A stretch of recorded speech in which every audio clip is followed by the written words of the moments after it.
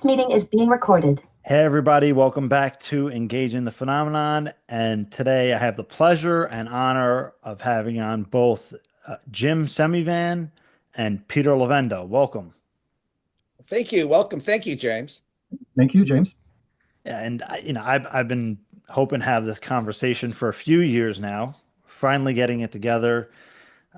Some of the topic discussion here is going to be on war from the God's Man War series, but as we were talking before, it's hard to really separate out God's Man War. I mean, it's all part of a comprehensive conversation, a comprehensive inquiry in regards to the phenomenon, and in with the phenomenon, a host of other issues that tie in and intersect with that. So given the complexity of these volumes, the research that went into them, and the inspiration that generated them, so to speak, what were you guys hoping to communicate with these volumes? I'll start with you, Jim. I think what we were trying to do from the very beginning. Now, I wasn't involved in Gods because I wasn't with the company yet. That was something that Peter and Tom started, and they had a direction they wanted to go in. And I thought it was really brilliant what they did with Gods. And it wasn't until when I joined the company, then I met Peter, and what we wanted to do with Tom's, I think, is feeling and Peter's feeling was our company, or To the Stars, we wanted to come out with a reasonable explanation for the phenomenon, how the phenomenon works, what it actually means. And it also sort of functions as a baseline for what To the Stars, our company, is all about, what we believe, and what we see are as a fundamental or driving principles of the phenomenon as far as we can determine what it is. But Peter has a much more, I'm sure, eloquent explanation of God's Man in War. So, Well, I don't think maybe more eloquent, but I think you were pretty eloquent there. From the back end, I think what we were trying to do is what we're trying to do with the entire series, which was to provide the nonfiction approach to it in the first place, which was very important because we were doing the novels at the same time. You have to understand the novels, the fiction and the nonfiction were both started around the same time. Tom got A.J. Hartley on board a little bit before I was on board, but roughly around the end of God, it's been more than 10 years now. Around the end of 2014, was it? Something like that. Yeah. So we had this idea that we're going to do fiction and nonfiction.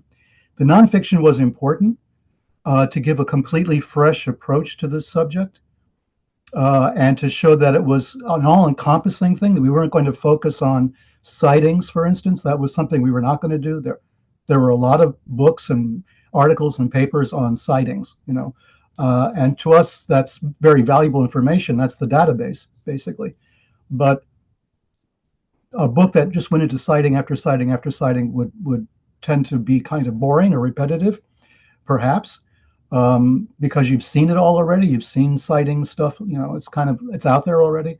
We wanted to take a step back and look at the entire phenomenon from the religious philosophical perspective, the scientific perspective, and the political military perspective, because it was all wrapped together, especially since 1947, right? For us, this was like a major a stepping stone into the entire field. So God's was, religion. What does spirituality have to say? How intricate is this phenomenon mixed up with religion, with spirituality in general? Because in ancient times, religion, politics, and science was one thing. It was all together as one object. You go to ancient Egypt, and it's all mixed in together. The gods are present in everything, and ancient Sumer, the same thing. So we only started to divide that out in the last 500-600 years or so, with the various scientific revolutions that took place.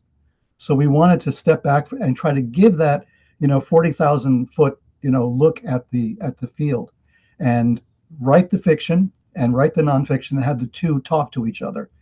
So if you got too bogged down in the nonfiction, you could switch to the fiction, get kind of a perspective, a narrative, of a story, a history narrative, and then go back into the nonfiction and get the data, get the facts that contributed to the fiction. So we worked together for a bit, AJ and myself on this. We traded information back and forth.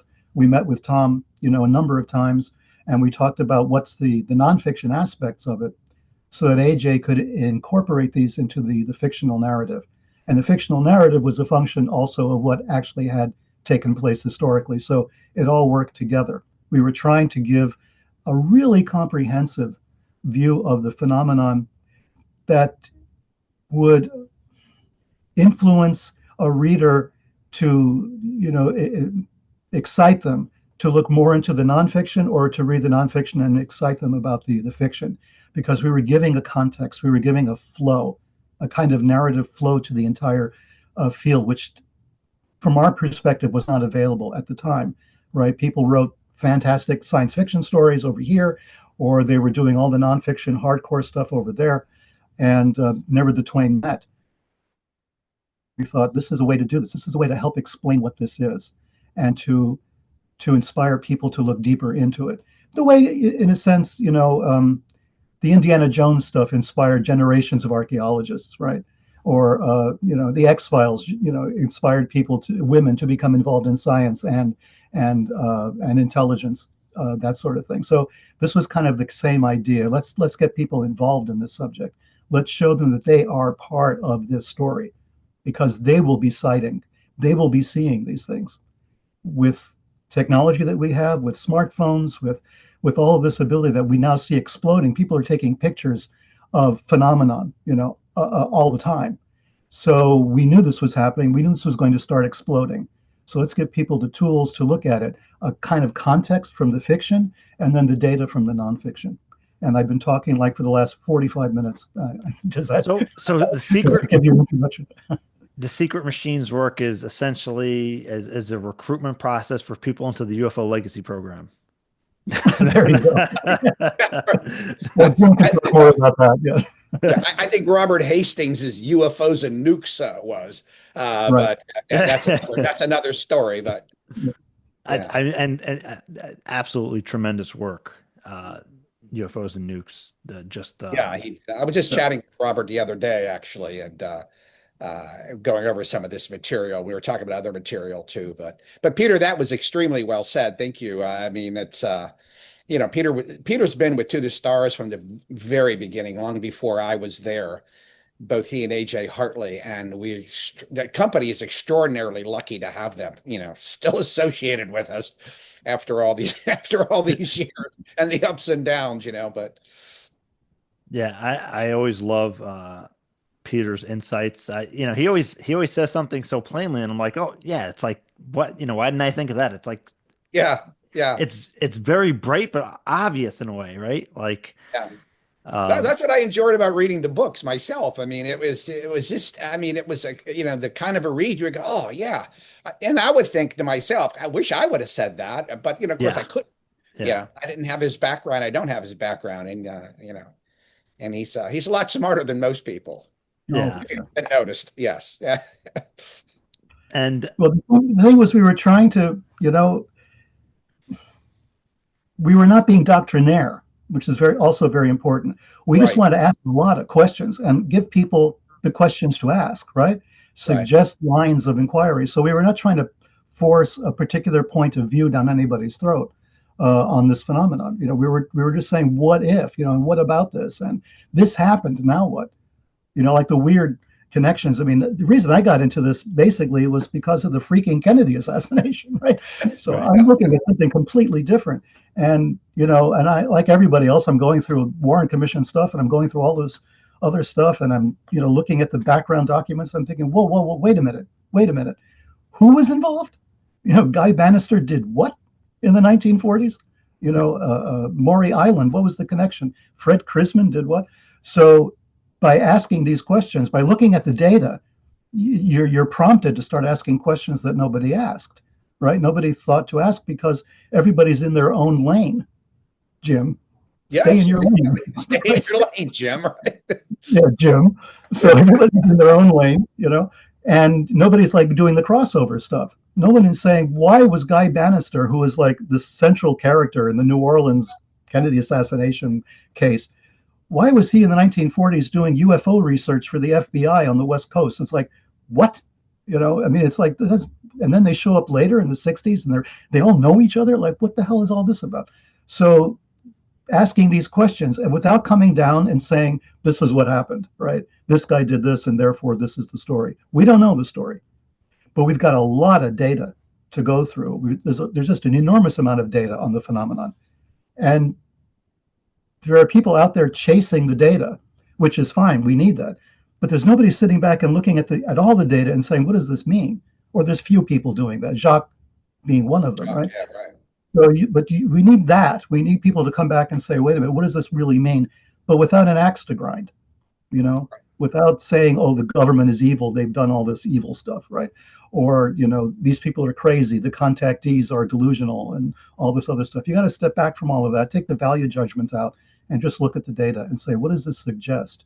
There's a bigger picture here, Yeah. a much bigger picture. And let's look at the big picture for a change and stop nitpicking on some of this stuff. Let's stand back a little, take a look, and see what we can make out of this. And I think that was, I mean, Tom, when he approached me, said, we're going to knock on doors. We're going to get to the bottom of this. We're going to do what we can to find out what really happened without having a preconceived idea of what this all means. And when he told me that, I said, well, hell, in that case, I'm on board, right? That Right. makes sense to me. Yeah, Right. speaking of the original advisors, uh, I mean, I know you guys probably may not even know or can't wouldn't be able to speak to it, but those original advisors, do you know if any of them have considered participating in the whole whistleblower thing, or is that not even discussed or known?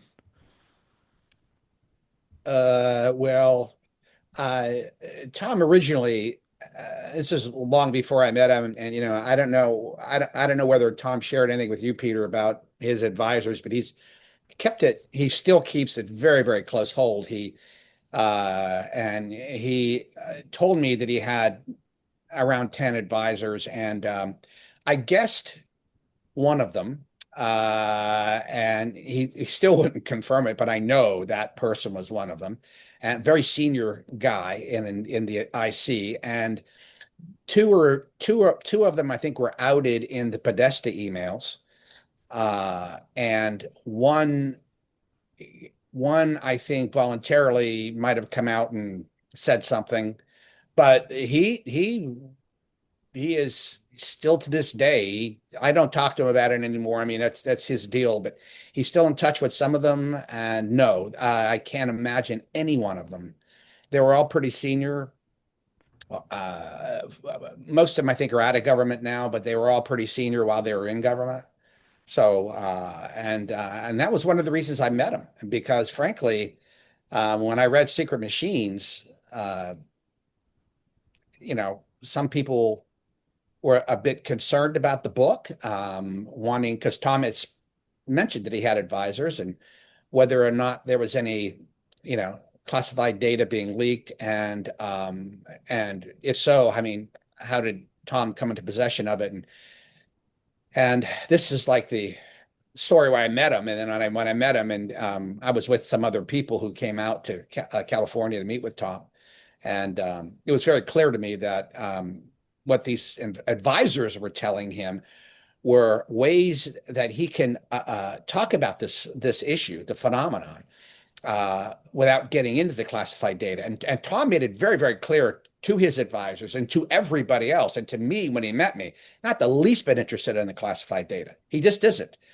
He wants to tell a story that he can tell without having to worry about getting anybody in trouble, including himself, which I thought was a very good thing. And but it was very clear to me after about a 2 or 3 hour conversation with him that there was nothing being leaked. It was he had told me some of the things his advisors had told him, and they were really good. It was really good. It was he was talking about hypothetical situations. Well, and they were comparing. There was a lot of analogous situations that he could compare it to phenomena to. So it's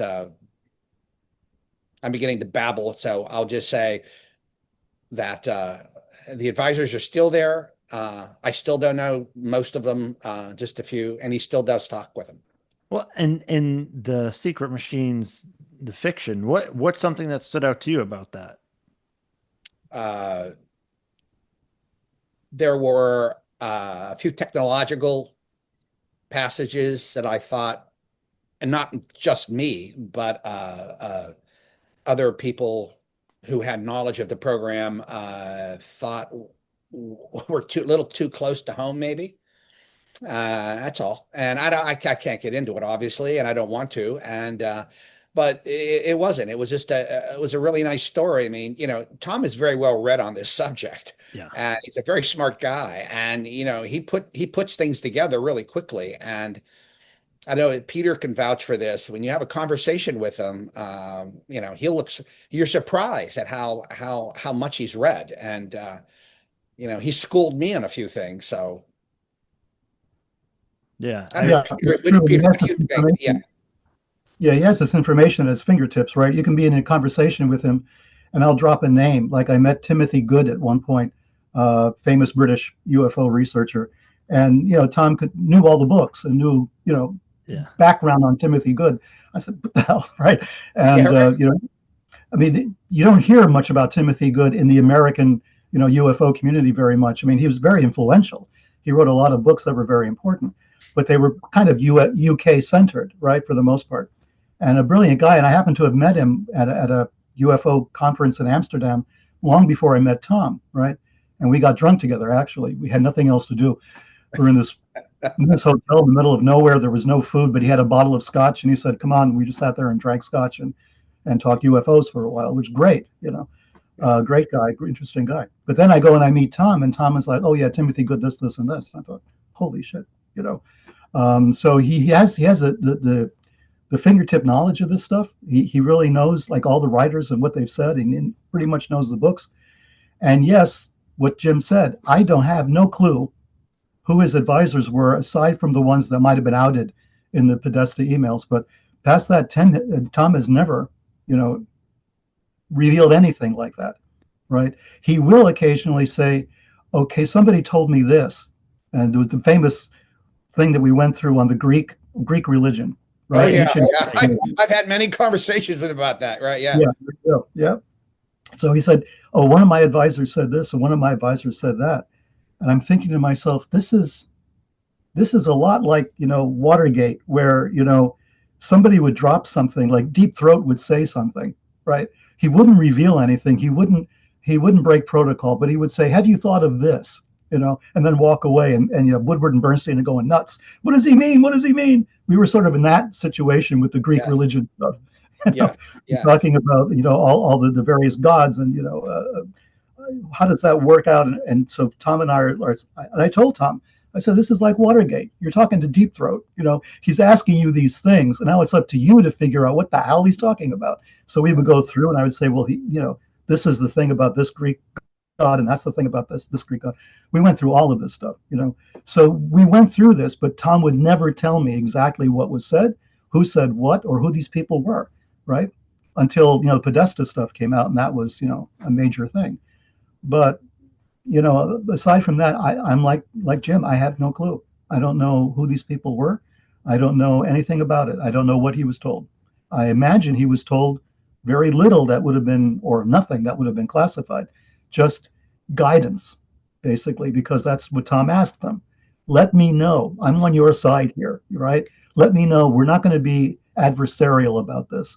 We're not going to say you guys are, bastards. You've hidden all this stuff from us. Just talk to us like you're talking to a friend that you can talk to without revealing anything. Let's just see where we can take this, right? It was a very non-confrontational, non-adversarial approach, which some people criticize. Well, you should have, held their feet to the fire. What good would that have done, right? Nothing. Nobody's going to tell us anything that they're not clear to tell us. So give us some guidance. Let's approach it from that point of view. And that worked, because what was accomplished, in my estimation, is historic, right? They got this ball rolling for the first time. And this is why we created an atmosphere, I think, in which a whistleblower could talk, in which people who were not even whistleblowers could start to talk about the phenomenon without being ridiculed, without being called, all kinds of names, being without a political association either. Just come out and say, this is what's going on. We've seen this, we've experienced this. We don't know what it is. And just step back and say, it's up to you guys. You figure it out. That's fine. That was good, right? We didn't have this fight with the community, with the IC community, or with military or anything else. We just said, tell us what you can tell us. Give us some guidance, and we'll take it from there. Yeah, and they like that approach. Yeah, and speaking of the advisors, there's one story that Tom always tells that always comes up, is that he's at this airport and this individual says to him, it was the height of a Cold War, and we found a life form. Yeah. I mean, what do you think when you hear that story, Jim? I think that's exactly what had happened. And what's interesting, people have said to me, "Oh, how the hell can a rock star, meet all these really, really high level senior government people and people in the know and 3 stars and 4-star types?" And I said, you'd be surprised. I mean, in the intelligence community, I've met some very senior people in the in from either Hollywood or other industries that you just learn to respect, particularly in the arts, because you view them, as Tom is a very well known, very talented, rock musician and artist. He's seen it, on the same level. These guys see him as somebody who's on their level, and they're not going to talk to maybe a lieutenant in the military, but they'll talk to a guy like Tom because he's achieved so much, very, very successful, and they see that in him, and Tom has absolutely no fear of approaching people. That's another thing I like about him. No fear at all. And he's not afraid to ask the hard questions. That's an attribute that you don't find in too many people. A lot of people would shy away from that. He just walks right into it. And he's very good about it. And he's like Peter had mentioned, he doesn't, he's highly deferential, but at the same time, he likes to make his point and he gets it across, and it's worked for him. It's worked for him his whole career. And something that Tom, speaking of Tom, something Tom had talked about in an article interview. I forget the outlet, but he's talked about it on a podcast or two before. It's very Colin Elites-esque idea, in the sense, well, what he said was that the phenomenon is kind of interacting with people to the ability that it can, and generating focus or attention, so that the more people that focus and put their attention on the UFO phenomenon, the more it gives the phenomenon the ability to manifest in our 3D reality, so to speak. This meeting is being recorded. So, what are your thoughts on that premise? That the more people, like, say, if there was a disclosure event, right? That would allow the phenomenon to more readily manifest into our reality. Peter, you wanna go for that, or you want me to answer it? Well, it's a tough one. You want to start, and I'll chime in. Yeah. Yeah. The only thing what I can say about that is, when you give something energy, in other words, when you pay attention to it, you're obviously going to be closer to it. My wife and I had a poltergeist activity in our house, or a version of poltergeist activity in our house, both before and after our experience. We never took it very seriously. In other words, we accepted it as real, and sort of welcomed it, but it was mild. There wasn't any throwing things around or moving things around. It was just odd things placed, footsteps, cigarette smoke, I mean, anyway, but then again, there are instances where people who have engaged the phenomenon, whether willingly or unwillingly, they either become attached to it, the hitchhiker effect. It jumps on them and it basically deals with their family in sometimes very startling and unnerving ways. And there's not much you can do about it except don't give it energy. I had numerous people call me or get in touch with me. What do I do? I have orbs flying around my house, or I have these experiences that are happening to me and I don't like them. How do I stop them? And, my viewpoint has always been, don't judge them as whether they're demonic or good or bad. Or if you don't want them around, just tell them, I don't want you around, please leave. And I said, sometimes, not all the time, sometimes they just go away. And I said, or just don't pay attention to it. Just treat it as something that's there and it's not going to hurt you. Or if it's, if it starts hurting you, then you want to talk to somebody, a psychotherapist or somebody about that and see if there's anything you can do there. But there's no remedy for that. When, I always tell people also, don't jump into this thinking it's going to be a fun hobby. For people it is, but for some people, and James, I think you would know this better than anyone. Once you run into this phenomenon, it stays with you, and whether you like it or not, there's a profound psychological effect, and in some cases, profound biological effects that go along with it, and these stay with you. It's hard to divorce yourself from that. It's hard to walk away from that. Some people, like in my particular case with my wife and I's, our reaction to it was sort of one of fascination. And we weren't mad or angry, but we were sick. I mean, she was, I wasn't, but I mean, after that was over with, I wasn't upset all that much, but I was curious. And I later came to realize, well, this was sort of like a human rights violation, Now I don't like it. And now I'm looking at it and saying, these entities had no right, and I still believe that. So yeah, I mean, I'm sorry. Do you think that I mean, it's hard to just judge this based on anything, right? As you can only speculate. But do you think that the phenomenon intended you harm? I don't think it cares whether it does harm. I think it may go out of its way not to do harm, but if it does harm, I mean, look at the harm. I mean, there's all kinds of harm. There's physical harm, there's psychological harm. I mean, the psychological harm, to me, was probably more profound than the biological. I mean, I had a hole in the back of my neck, and my wife, unexplained bleeding for 17 days. That's that passes, right? But what doesn't pass is the fact that somebody or something came into your reality or came into your room and appeared to you with no preamble, with no saying, hey, by the way, I'm going to come visit you at 7 o'clock and we're going to talk about X, Y, and Z. It just shows up and you have no clue what it is. And it looks weird. It looks odd.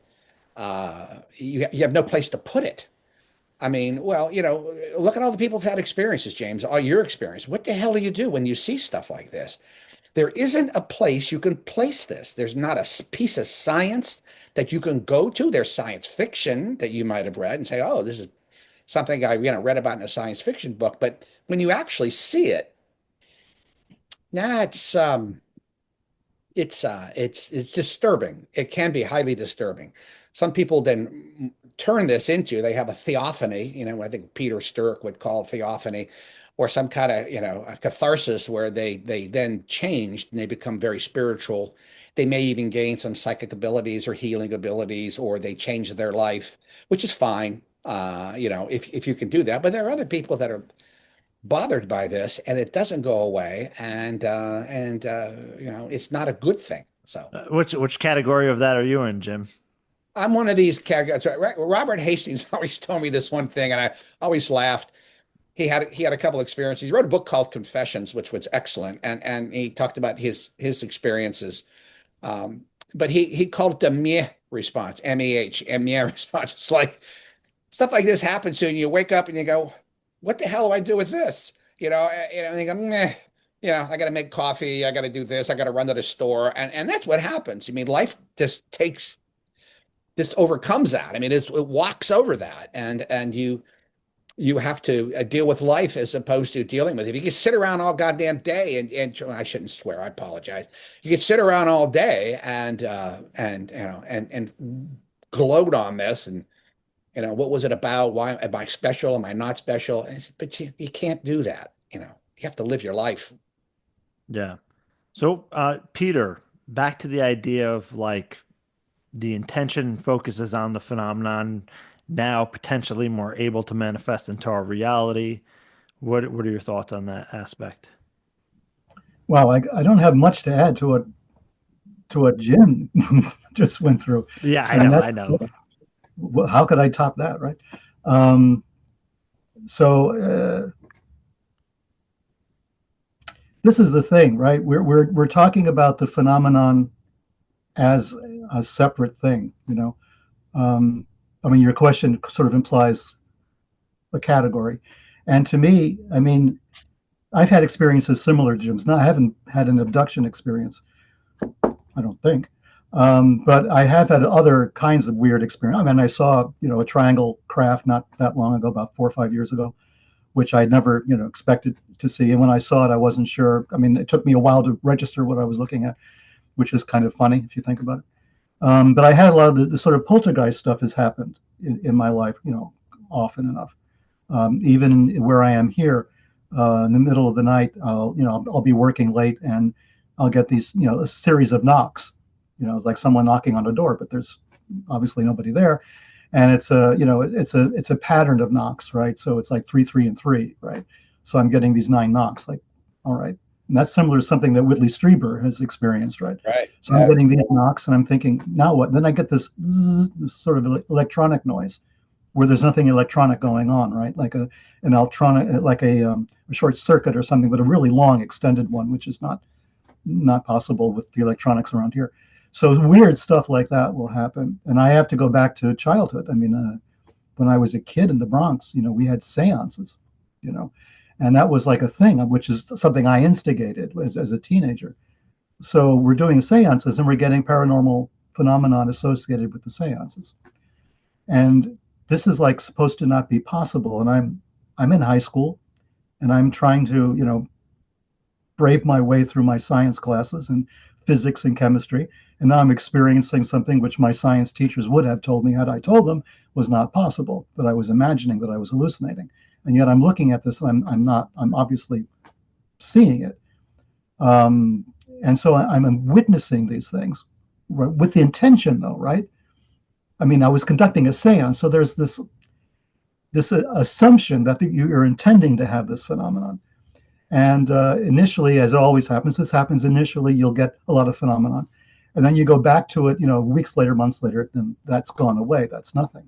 But then other things start to infiltrate in your life. Little things happen, here and there. So you realize that there is another aspect to reality that you cannot discuss with anyone, at the risk of being, put away or ridiculed, or, you won't get the job you're trying to get or whatever. So you keep all of this quiet.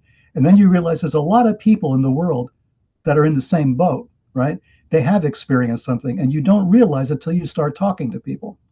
And then they will say, oh yeah, I had an experience like this. And then you start to realize this is not that unusual. It's just that our society as such has basically made it impossible to have this discussion without sounding insane or delusional, or you're a grifter of some kind, right? So the idea of intention, I think, is important, but in Jim's case, there wasn't any, right? He had no intention to have this happen to him. And you suddenly realize that the intention may facilitate this from happening, but it's not required, right? Something will show up, like Saul on the road to Damascus, right? So he's going about his business. He's happy as a clam, and then suddenly zap, why are you persecuting me, you bastard, right? So these things will happen without you looking for them. And probably a lot of the people who are listening to this are listening to this precisely because they've had an experience, or they've known someone who's had an experience, or they've read so much about it that they kind of feel like they've had the experience, right? Like we've communicated something of the essence of that experience to them, which resonates with something. Otherwise, why would you bother? Why would you bother researching UFOs in the first place? There's something about it that resonates. It's a weird thing to be fascinated by. Something which science tells us does not exist. The military says, no, it's not there. Reasonable people poo-poo it. You can't get time on CNN to talk about this, right? Or if you do, it's to have Neil deGrasse Tyson sit there and say you're an idiot. So you have this kind of problem, right? But there's this huge interest in it, and there's an interest in it for a reason. And I think the intention is part of it. Makes it easier, facilitates this for sure, but it's not necessary. And that's kind of the point of, let's get back to Sekret Machines war, right? Kind of the point of that is there are governments who are saying, we didn't ask for this. What the hell is this? How do we defend ourselves against it? Can we defend ourselves against it? Is this an enemy? Is this a friend? Is this something that's neither enemy nor friend? It's oblivious to our existence. What is this, right? So war is about that. War is about trying to peel away the layers and come down to what other countries have done, what other governments have done, cultures not similar to ours. How have they addressed this? Have they addressed it the same way we do? If you're a person who's been colonized, do you have a different point of view on this than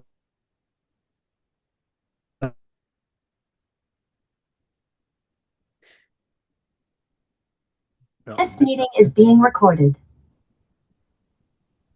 I keep You're losing? back, Peter. We got you back. Yeah, that's weird. Okay, so how do you approach it, right? How do you approach this based on your own psyche, based on your own background? If you're a person who has been like one of the colonized countries, as I say, right, you have a whole different perspective on this alien invasion stuff, right? You've already had an alien invasion, right? You had the Dutch in Indonesia for like 400 years. I mean, there's your alien invasion. The Native Americans in this country understand about alien invasions. And we're telling them, beware, the aliens are coming. And they're saying, you guys are already here. So you have this thing. I mean, you have to deal with that because this is all real, As Americans, we're sort of American-centric in some ways. We interpret this our own way, and we think, why haven't they landed on the White House lawn, right?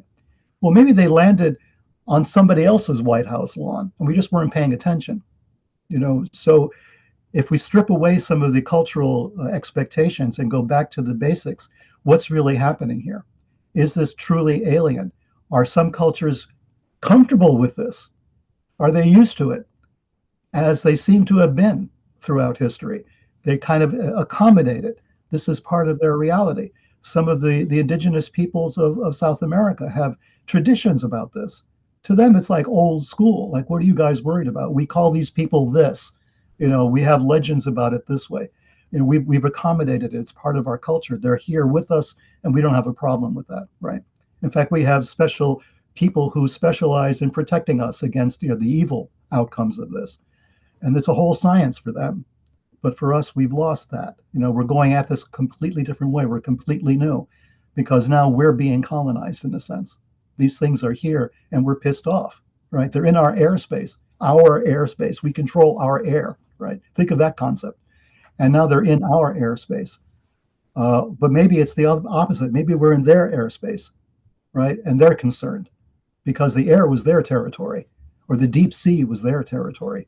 And now we've penetrated it in the 20th century for the first time, right, that we know of in recorded history. We're in the air and we're in the sea. So yeah, maybe this non-human intelligence was comfortable there, was comfortable in the oceans, was comfortable in space. They never had any problems with us up there. Now they got problems. Now we're blowing up bombs. We're sending missiles. We're sending satellites. The atmosphere, around the Earth is cluttered with debris, with space debris, and with thousands of satellites. It's becoming really crowded up there. how is that affecting our relationship with this so-called alien invasion concept? What does that all mean? So I'm babbling now again, so I'm out of my lane. Well, let me add that about manifestation, and I think I know, people. I've always told people, if you're interested in something, and particularly this particular topic, I said you'll inevitably start seeing synchronicities in your life, and that's not necessarily magic. I mean, that's just basically cognitive behavioral therapy, right? If you want to succeed at something, you can pray to your spirit guides, or you can read the book The Secret. And I'm not denigrating that book at all, but you can ask the universe, make me this, give me this, or what have you. But you can also basically just focus on what you want to know. It's pretty much the same thing. The cognitive behavioral therapy works, and so if you want to reach a particular goal, I want to be really well read on the phenomenon and UAP. Well, then a good psychotherapist or psychologist will tell you, well, here's what you have to do. You have to get all the books, you have to talk to the right people, and then you develop a plan, and you become very, very good at that over a period of years. So, but when you do that, whether you're a basketball player or a really good, baseball player or a guitar player, you're going to learn new things. Things are going to come your way. You're going to see the world much differently because you've been focused on a particular area, and it's going to change things for you. Your worldview is different. That's all. But when it's like Peter said, when it's uninvited, then you have a problem. Then you're saying, okay, why the hell are you bothering me, right? And we don't know. I mean, well, we don't invite a tornado or a hurricane, right? That's a good point. This stuff happens. Shit happens, right?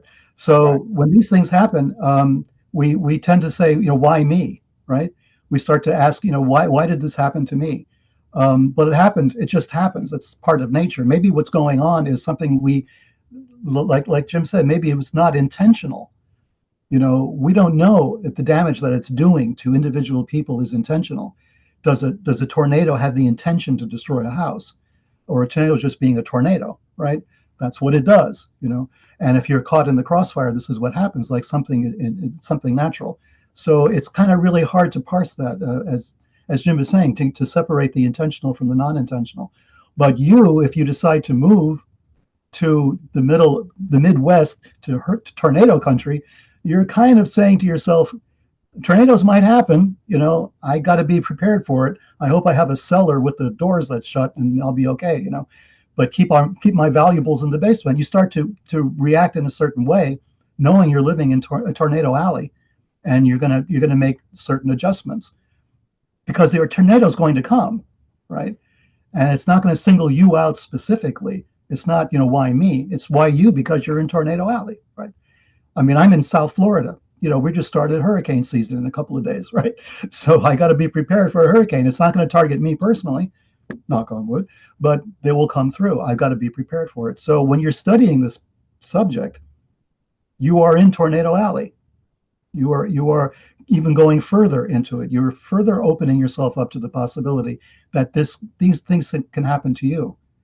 But on the positive side, because your willingness, because you're there, you are focused, you're concentrated, you're sensitive, you may be able to defend yourself against it, manipulate the situation to the extent that you can to defend yourself once you're now aware of it, right? There are things you can do. There are practices that ancient religions have been doing and modern religions have been doing. And like Jim says, I mean, psychology, modern psychology and psychiatry, right? There's all kinds of things that can feed into you developing the tools to handle it. There was like 2 or 3 questions that I was going to ask that you answered as you were talking. But one of those, right? You have a background in mysticism, Peter. What are some themes or ideas that could be used as protections from the phenomenon?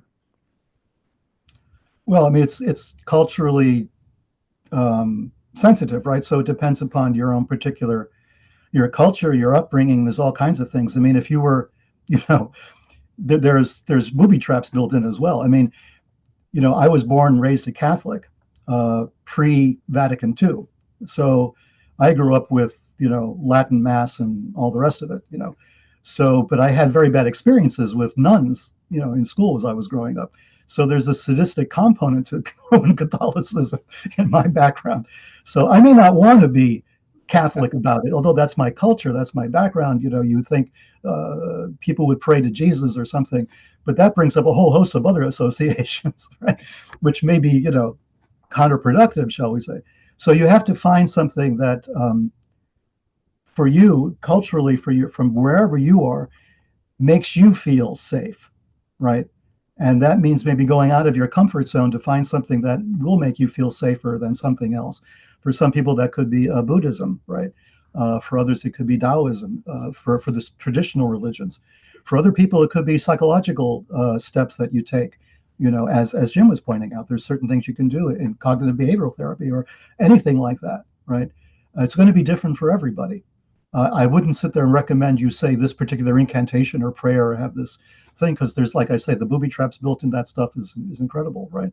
So you don't know what you're dealing with. There was a famous occultist called Francis Regard. This meeting is being recorded. Okay, back. Back. See, every time I bring up something like that, I lose the connection. So Regardi, okay, he was a psychotherapist, and he was an associate of Aleister Crowley and all this weird stuff, Golden Dawn stuff, and all the rest of it. And he recommended, if you're going to get involved in this subject, meaning in his case occultism in general, go through a couple of years of therapy first. Go through a couple of years of analysis before you even begin, because you need to uncover where your booby traps are. You need to uncover where there may be something in your background you're going to trigger without being aware of it consciously, but it's going to happen. And it's going to give you a lot of problems. So he recommended therapy first. So this is like kind of a good rule of thumb to take. I can't actually recommend anything because people will take things all differently, and I may do more harm than good, quite frankly. Yeah. Let me add something to that. I think Peter brought up a really good point. The idea of being grounded psychologically, or tethered to the ground, so to speak, before you get involved in this, or even while you're doing all this, is you have a baseline that you can always go back to, whether it's a strong family unit, whether it's a strong religious belief, or a strong psyche. You always have that. It's like people who look at the remote viewers, for instance. I mean, here are people that go out, and we don't know how they do it, but they're able to do it, and they go out on, with the what they used to call the silver cord, and you would go to distant places. How odd that is, and how out of the ordinary that is. But yet they're able to do that, and then come back and report what they've seen, and then they go home, and they have dinner with their wife and kids, and they go to Disneyland once a year, and you sort of separate it out. They have that one, one home life that's really, really good, and that grounds them. And it's important that you have that when you're dealing with this topic. I know, more than a handful of people that don't have that, and it becomes highly bothersome for them because that's all they do is talk about this. And as Peter mentioned, you don't know what it is. We have no clue what this is. We don't know who you're talking to. It's like people who do seances, or start wishing to make contact. Be careful. Be careful of that.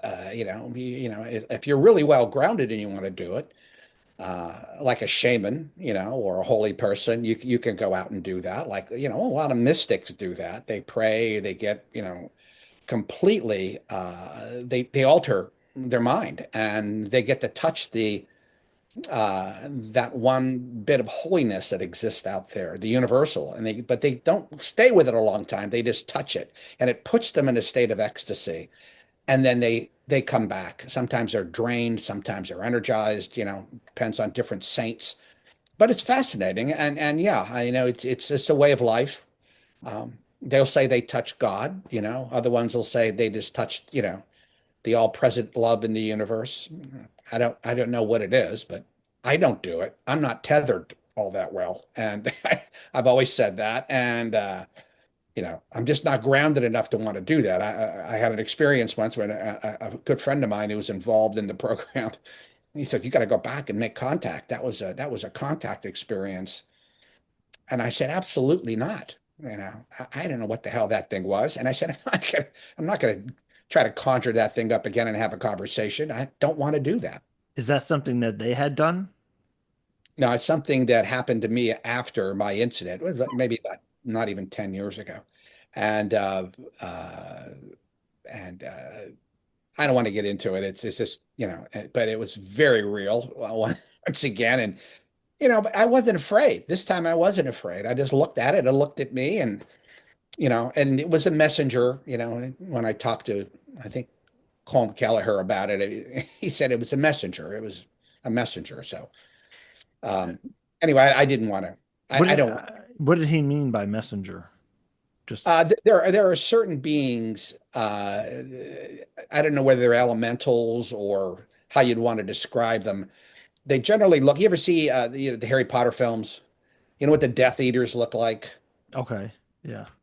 Imagine a Death Eater, but not a bad one. All right, it's just sort of a neutral one. And imagine the bottom part cut off, and all you see is the shroud, right? That little shroud, and a black. It's always in black, and then you look at the face, and there is no face. They tend to show up. They don't say anything most of the time, but they tend to show up when there is a something they want to alert you to something that's happening or going to happen. That's the lore, right? I don't know if this is true or not, but this particular case, my wife and I were heading to Florida to visit the person who was the best man at my wedding, and Mark. And Mark had been teaching at the University of Miami. He was a spokesman for the agency for CIA for many years, public relations. Wonderful man, and he was dying, and we were going to go see him in the hospital. And then at 2 o'clock in the morning, I was sleeping, got up, and all of a sudden I went back to bed, and I'm sitting up in bed because my wife stole all my covers, and I'm trying to readjust everything, and I'm totally wide awake. And all of a sudden, this entity comes through the wall near the window of our bedroom, and it moves maybe 3 or 4 feet into the room, and it's staring into the bathroom. Right? It's facing the bathroom where I was. And I'm just sitting there looking at it, and then all of a sudden it just turns around and looks at me. And I look at it. I'm not the least bit afraid. And normally I'm afraid of everything. But this time I just wasn't. And I'm looking at it, it's looking at me maybe for like 10 seconds, 15 seconds. And then it just drifted right out through the wall/window and disappeared. I did what Robert Hastings called the meh, meh, what the hell am I supposed to do? Chase it? It was just, everything just sort of said, to hell with it. And then I went back to bed and I went back to sleep. Next morning, got a phone call, getting ready to leave for the airport. It was a buddy of mine at CIA. He told me, if you were planning on seeing Mark, he died last night around 2:30, and so you look at that, poltergeist activity. Where do you put that? I mean, people have these premonitions. Was it a premonition? Was it his soul who left his body, saying, "Hey, Jim, I know you were coming down," and letting you know that there's something? I don't know. I have no clue what the hell it is. Nowhere to put it. I mean, there's literature on it, but people will ascribe, meaning to it.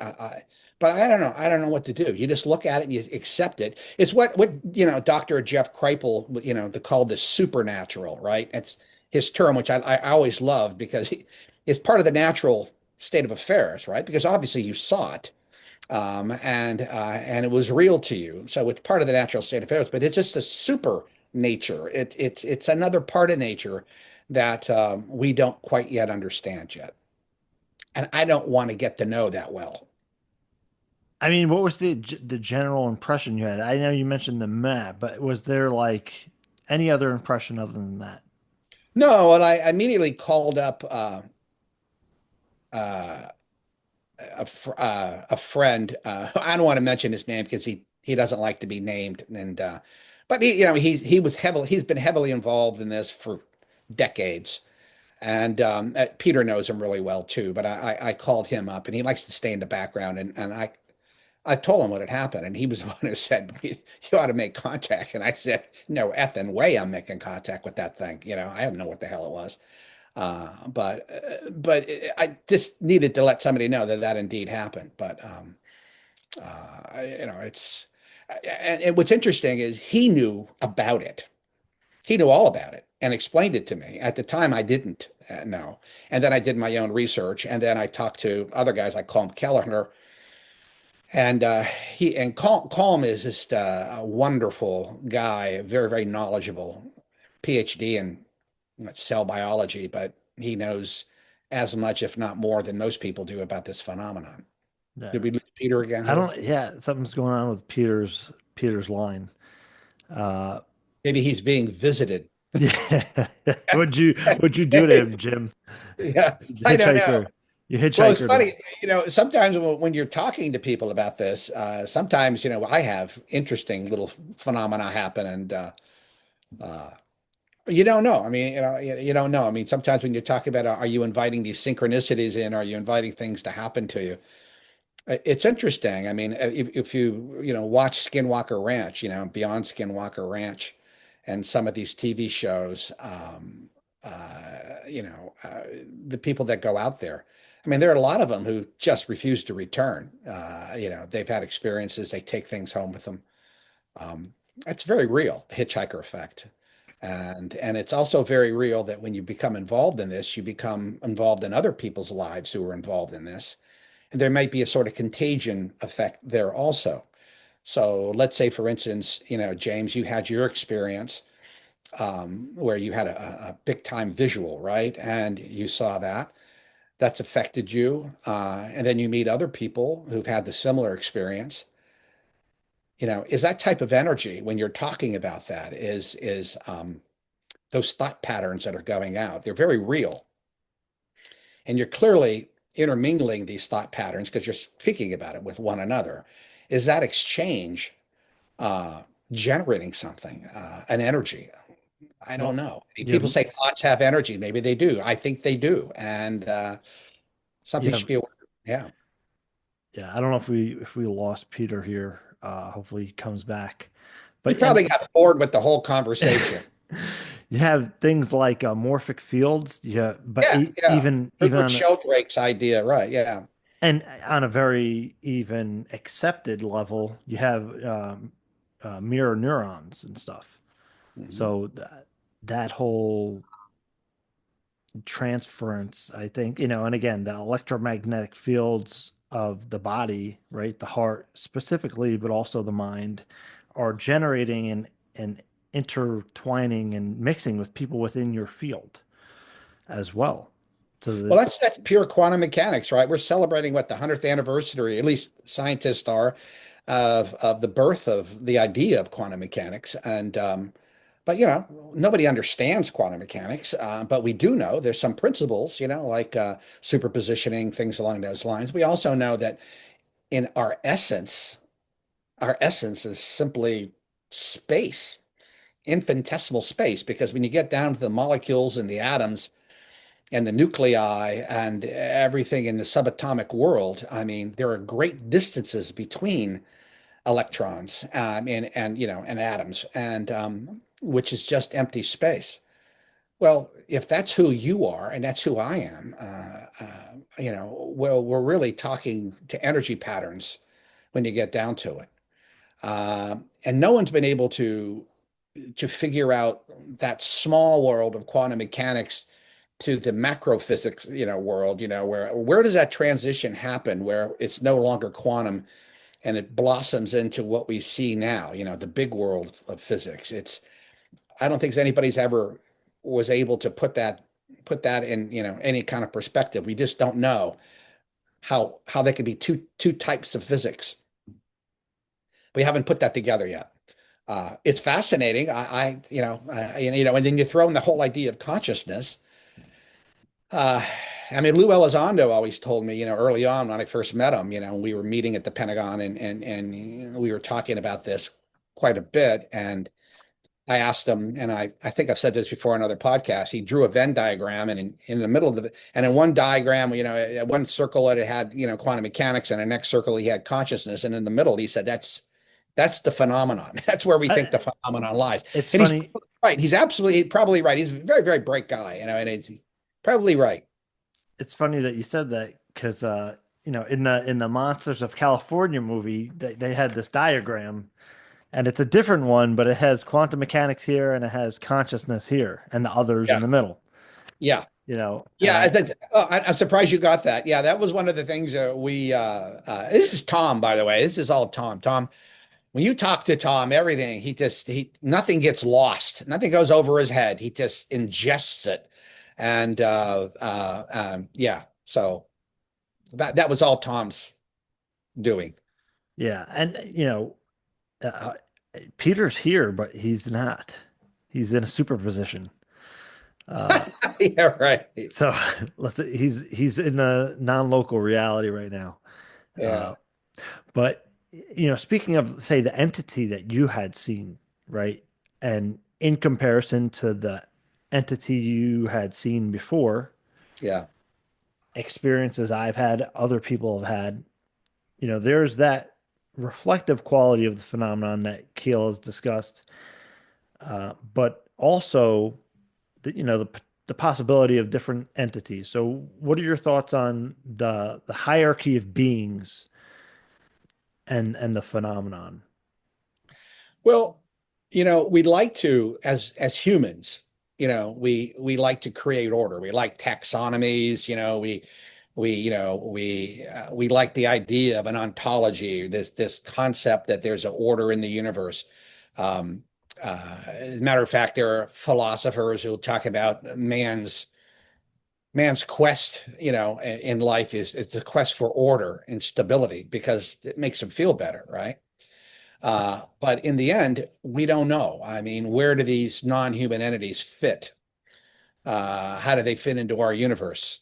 I've mentioned the great chain of being before, this whole medieval concept of, trying to, put God at the top and then, angels, man, and you go down and we like to live with that because it's the way we create order.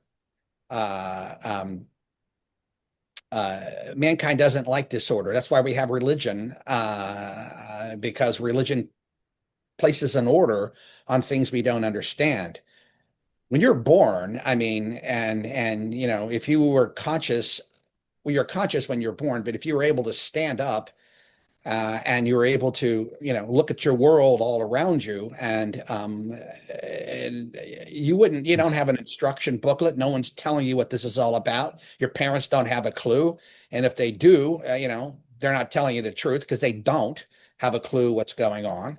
And it's because your sensory system just simply isn't capable of taking everything in that's around you. Your reality is just this small thing that's dictated by what your brain filters in and what your sensory system allows in. But it's not giving you the complete picture. I mean, that's pretty much, most scientists will agree with that. So you're left really in a state of limbo. You don't know what to do. So, you create things to make you feel better. You create distractions.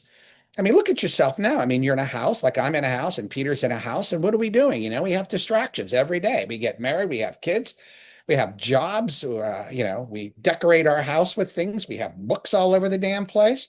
We go to Disneyland, we do this, X, Y, and Z.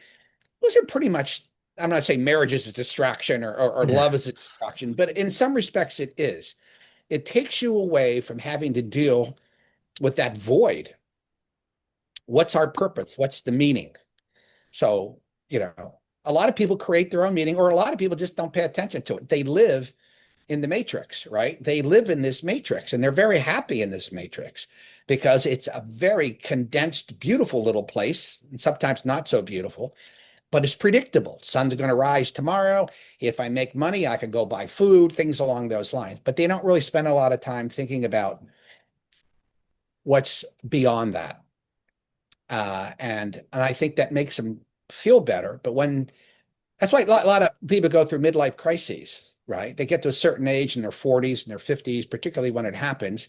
Men go through andropause, women go through menopause, but also those, hormones change. And then as you get older, you start thinking about death, and you start thinking about what's beyond. Renaissance painters, pre-Renaissance painters used to rarely sign paintings because, God supposedly created the painting. They didn't create the painting. But there was all the little motifs that would put skulls or, some kind of reminder of death in the paintings, because they always wanted to be knowledgeable about about death. They always wanted you to know that death is imminent. A lot of religions allow you to focus on it. Eastern religions are much more easy about it. Western religions are a little bit more, I don't know, they're a little hard-edged, this whole idea of heaven and hell and things along those lines, and you have to prepare yourself and things. It's sort of all well and good, but you end up scaring little children, which I don't like, and I don't think it's necessary. But people should be spending time thinking about that. What's their purpose? Why are they here? And if you can't find one, just take love as the answer, capital L. Just take that as the answer. Love, kindness, compassion. If you live your life with love as much as you possibly can, you can't do it all, you're human, but if you live as much of your life with love, compassion, and kindness, and you die, you've been a successful human being. Much, much more so than if you had a lot of money or, a lot of fame or notoriety, so. Peter, you back? Kind of. My desktop completely froze. I'm still staring at all you guys, but you're frozen. So I had to go to my cell phone and I logged on that way. So sorry for the inconvenience. I don't know what happened, but it froze. My computer froze. Yeah. Oh, I'm sorry to hear that. We can see. Yeah, we can see and hear you now, at least. Yeah, Okay. You look great. So yeah. Actually, you look better on your cell phone. Yeah, I have looked better, actually. Okay. Yeah. So what do you guys think of the physicality of the phenomenon? There's the psychic consciousness component, but there's also the very physical component of entities, allegedly bodies that have been taken into custody, crash retrievals, technology, right? So, how do you reconcile the indigestible aspect of this whole quantum mechanics consciousness part of the UFO or the phenomenon conversation with the literal, physical, measurable aspect of the phenomenon? Go ahead, Peter. Thanks a lot, Jim. Yeah, no, I was going to say, right? I can't answer that, right? No. It's classified. There you Yeah.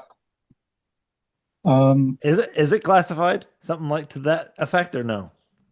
I think aspects of it are. And I'll leave it at that. Yeah. I mean, this is the further problem that we have, because we look at the phenomenon like it's one thing, right? And any new information that we get kind of throws it out of whack. So the effect of the phenomenon is definitely psychological for people, except in the rare cases where it's become very physical, as in Jim's case, in the case of abductees or Whitley Strieber, for instance, or where there's a major physical component to it. But it's largely, you see something weird. It's close encounters of the first kind, second kind, etc.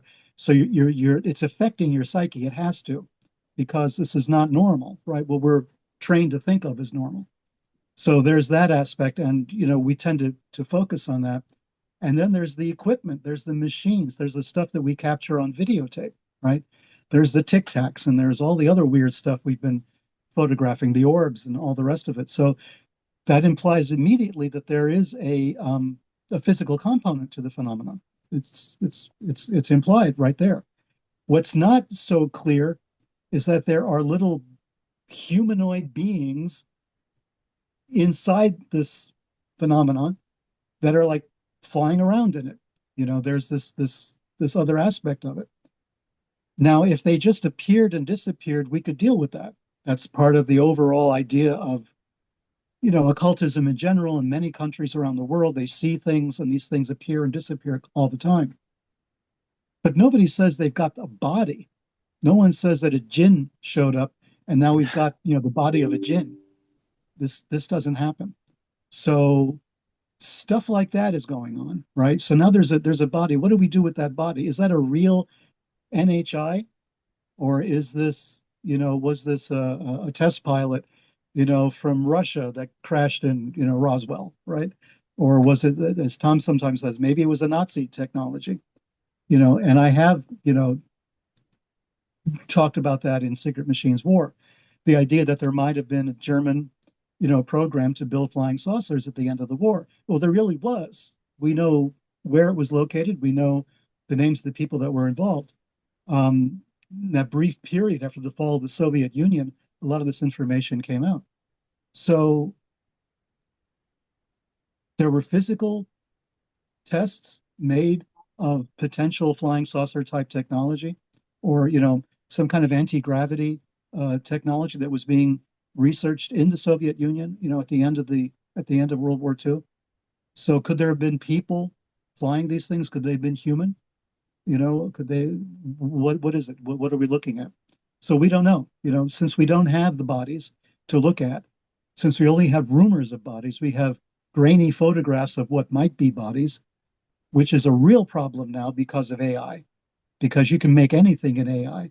So we can't trust anything we see, right? We're back to that position, which is horrible, which is one of the major problems I find with AI, is that it's going to make it impossible for us to tell truth from fiction.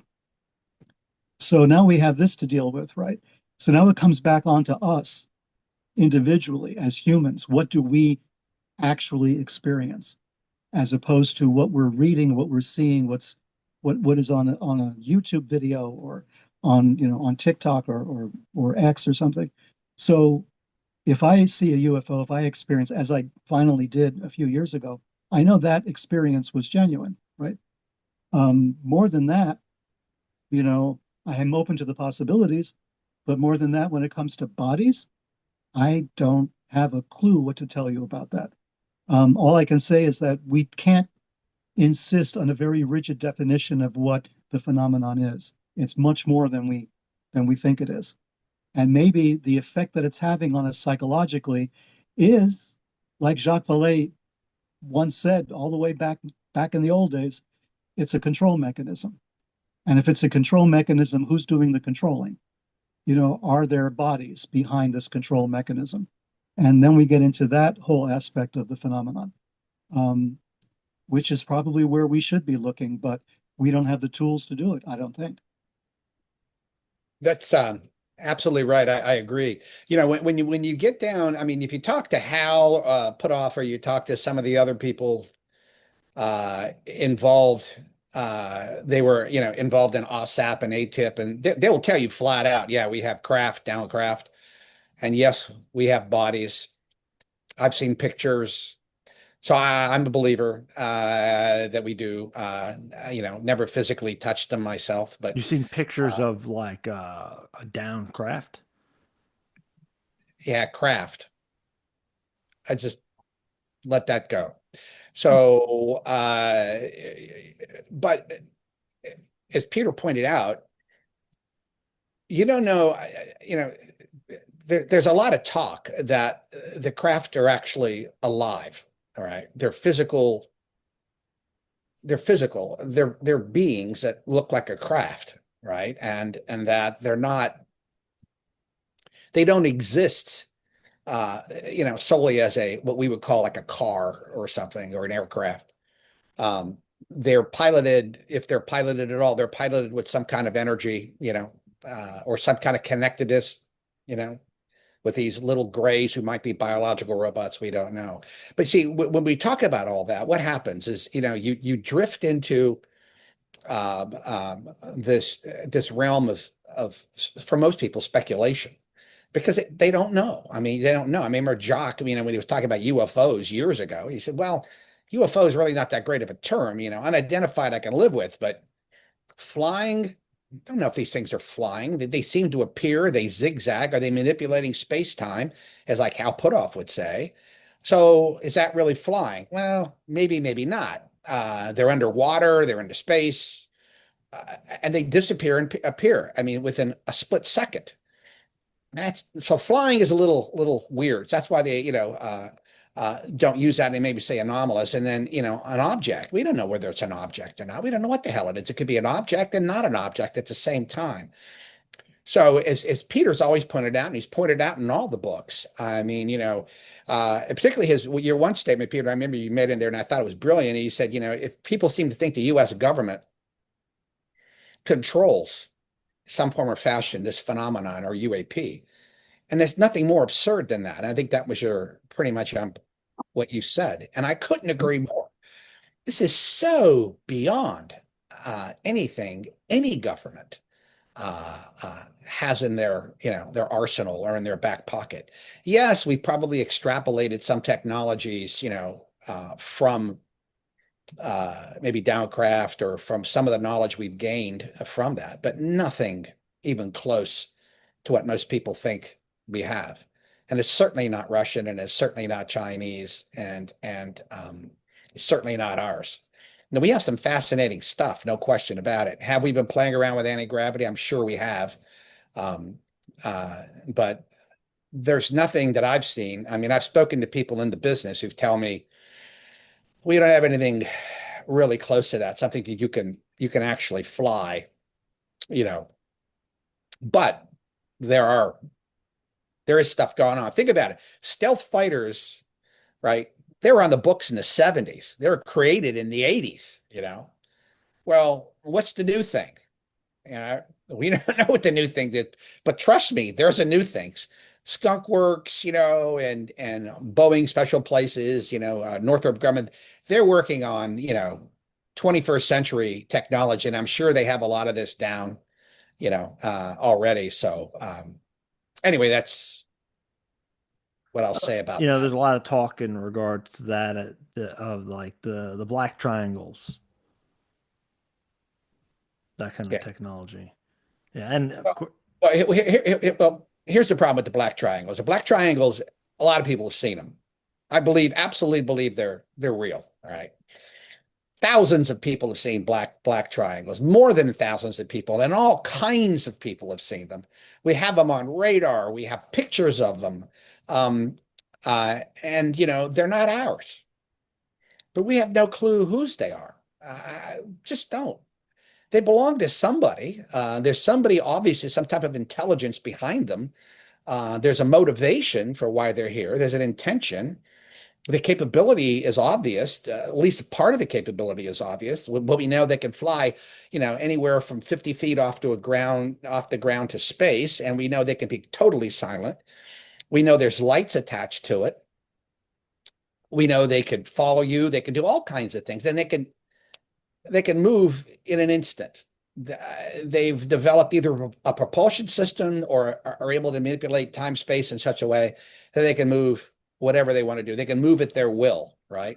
What do you make of the stories of, like, whether a black triangle or not, where they're in people's experiences, they see human personnel with non-human intelligence? Yeah. I mean, people have always seen images of craft with portholes, and that real famous one, and gosh, where was it, in East Indies somewhere, a Father McGill, I guess. New Guinea? Yeah. Was it New Guinea or something like that? Yeah. And there's this craft hovering 40 or 50 feet up in the air, and all his indigenous people were with him, and they were all watching it, They came 2 days in a row, and they were humanoid beings. They're waving to them, and they were waving back to them. The hell do you make of that? I mean, what do you make of the South African one? I don't know why the name escapes me at the moment, but where those little children see The these little aerial, creatures yeah, come, Ariel, right? And I don't discount any of that. You can't discount any of that. People aren't lying when they say what they've seen. But they would be lying if they told you what it is because they don't know. They just know what they've seen and they can describe it to you and they can tell you what it is, but they don't know what's behind it. yeah. And that's the problem with all of this. And that's the problem with disclosure in general. And I think why the government is really highly reluctant to come out with any of this data because their narrative isn't complete, nowhere near complete. They can't come out and, for instance, if the president came out tomorrow and said, well, I got this fantastic thing I want to tell you. A, UAP are real. B, there are non-human intelligences, and maybe C, we're in contact or we have been in contact with them. But I can't tell you anymore. I mean, Limited disclosure, right? Yeah, yeah, I can't tell mean, you. what do you think the nature of that contact would be? And is the contact with the legacy program? Well, getting back to what Peter said, nobody controls this. I mean, if anybody controls it, it's the phenomenon itself. Disclosure may not happen or may not be happening because of, the NHI don't want it to happen, or because we're not ready for it. I mean, that's what I've heard. I've heard that that's pretty much the case. And you can't explain it to the American people. You can't, well, you'd explain it to everybody in the world, right? What the hell are you supposed to say? I mean, I mean, it's a statement that would beg a million questions, and you have no answers for that. Well, do we have free will? Well, I don't know. Well, they're able to come in your house and do all kinds of crazy stuff. They're able to abduct you, take you away. They're able to, plant memories inside your mind. They're able to do this, that, and the other thing. You have no control over it. So there's a loss of control. People don't like that. They want to think that they control their lives. They get up every morning and make decisions. They can go here, there, and the other thing. And now somebody's going to tell them, well, that's not really true. yeah. So They you can heard, come into your house anytime, or they can appear to you, not appear to you. They can do anything they want to do. They're omnipotent beings for all intents and purposes. Do you really want to say that? Particularly if you have no way to defend against it? No, I I mean, don't think. where'd you hear that from? But that, you don't have to say an individual's name, but like, Peter Levenda. I knew you were going there. Yeah, I know. I couldn't pass that one up. Yeah. Yeah. Well, this is why one of the reasons why I'm not too big of a fan. I love your podcast, James. Don't get me wrong, but I think it's chicken shit sometimes when I give answers like this, where I say, well, I don't want to do that. Well, then don't say things that, that's what's going through the back of my head. Yeah. So it makes me really reluctant to want to say things because the obvious question from a good interviewer like you are, and you would be like, well, who told you that? Well, I was like, I can't say. Yeah. I don't want to say. Yeah. And people, it's really funny when you talk to ufologists, and I talk to them all the time. And these are the guys, all their names, right? Leslie, you can go on and on and on and Yeah. on. All these people. And each one of them, Lou, each one of them knows stuff, right? And they know stuff that's classified, and they know stuff that's, unclassified, and they know stuff that's sort of in a gray area. And everybody dances around one another because they all respect the classification process. I mean, some of their knowledge might come from a particular program, others, from other programs. And just because you have top secret clearances doesn't mean you can actually talk about everything. You can't. You just can't. It's always compartmented, and it's always need to know. So what you get is, even when I was meeting with Lou, I mean, there are things Lou just wouldn't tell me. I had as many clearances as he did, but he couldn't, and I don't blame him. I mean, and I couldn't tell him some things too, and we respected that, and that was perfectly fine. So when people sort of say to you, yeah, we have downcraft, and yeah, we have bodies, they know that, but they never say where they got the information, how they got the information. So there's a deniability to that. And when you see Age of Disclosure, that documentary that's going to be coming out, hopefully soon, it's still being the distribution still being figured out. You're going to see some really highly unusual things being said that I thought would never be said in any documentary from people in the know.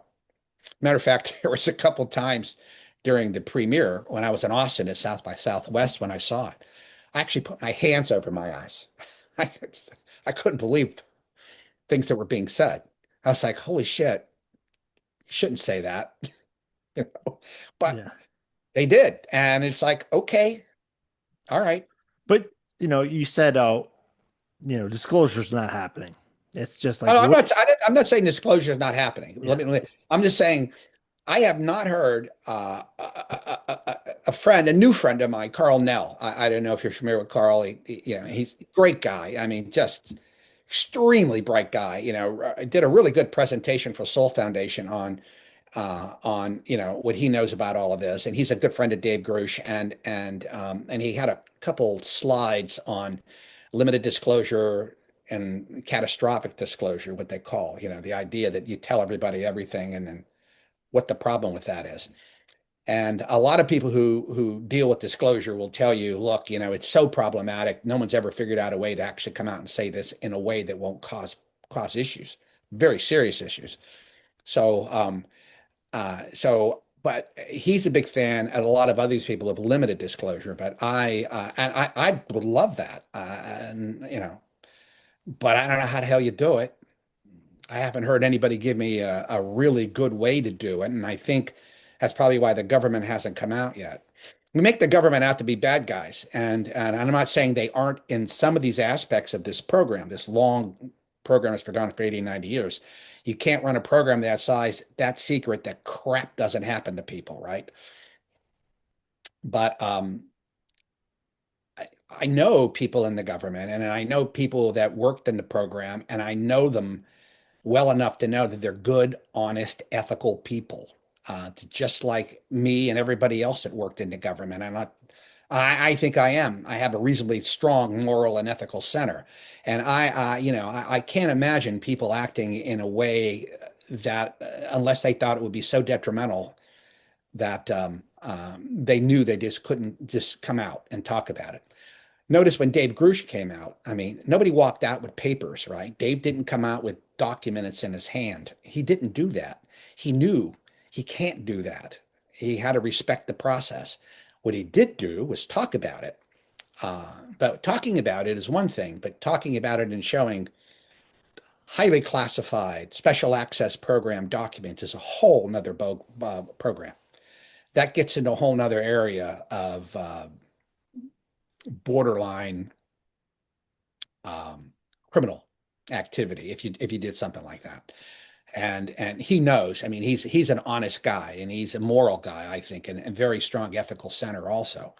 I really respect him. And so he knew. Just why he doesn't name names. I mean, he names names, certain names, but he doesn't.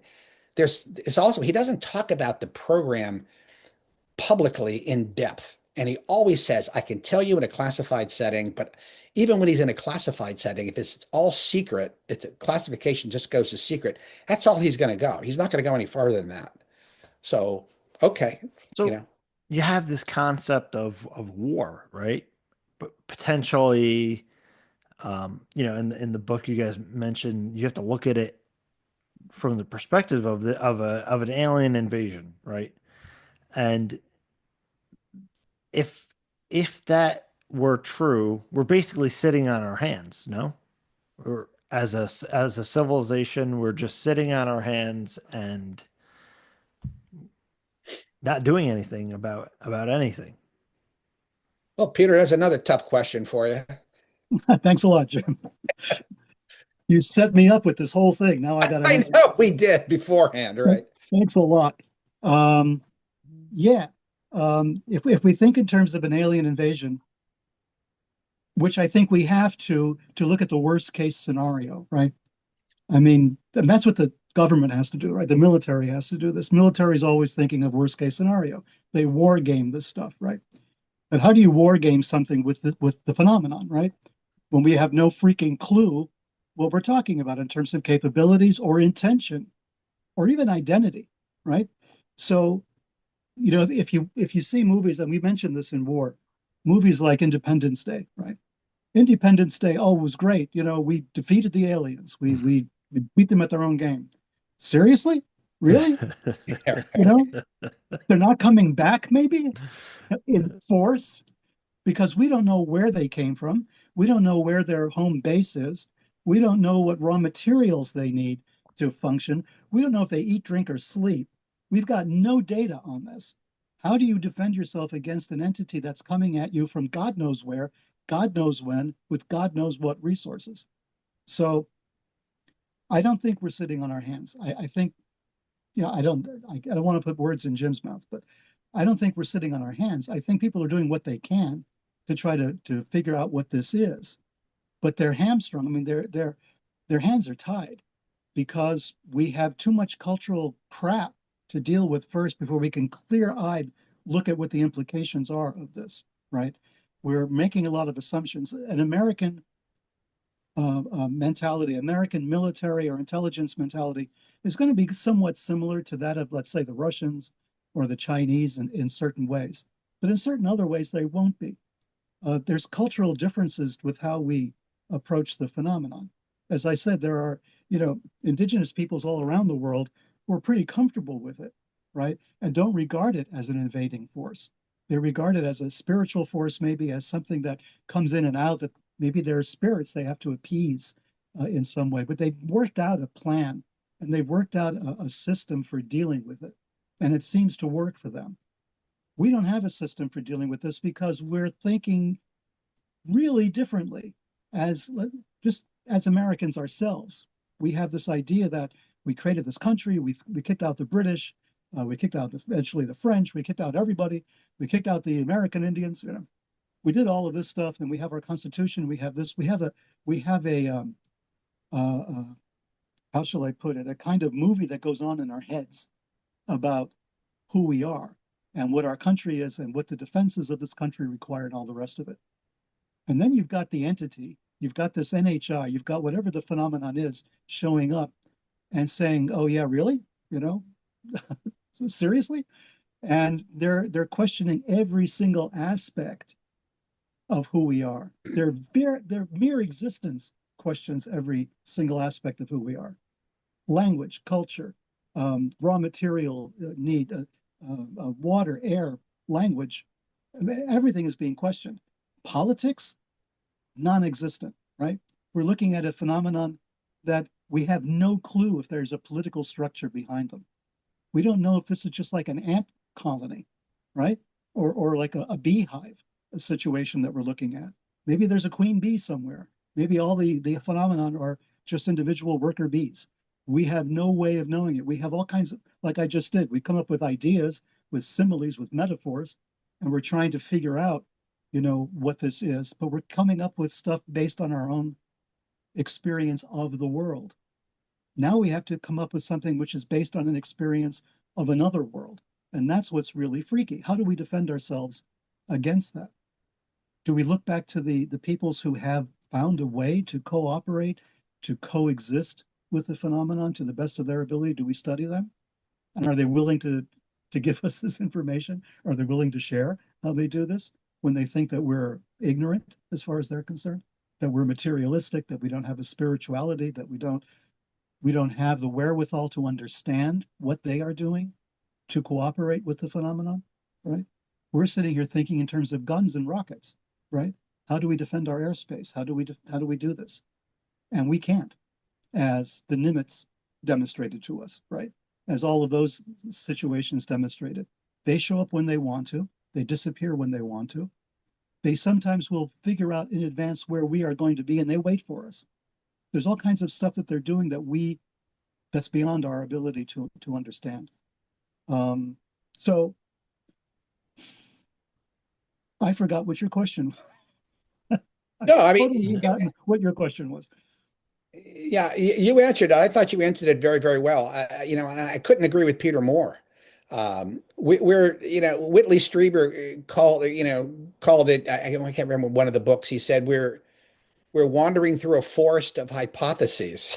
Yeah. We don't have anything solid. Somebody once told me, that the UAP in the phenomenon in general was an intelligence failure. And technically, yeah, you can make the case, particularly since we don't know. But what as Peter pointed out, well, how do you find out anything about something you don't know what it is? You don't know where to go to look.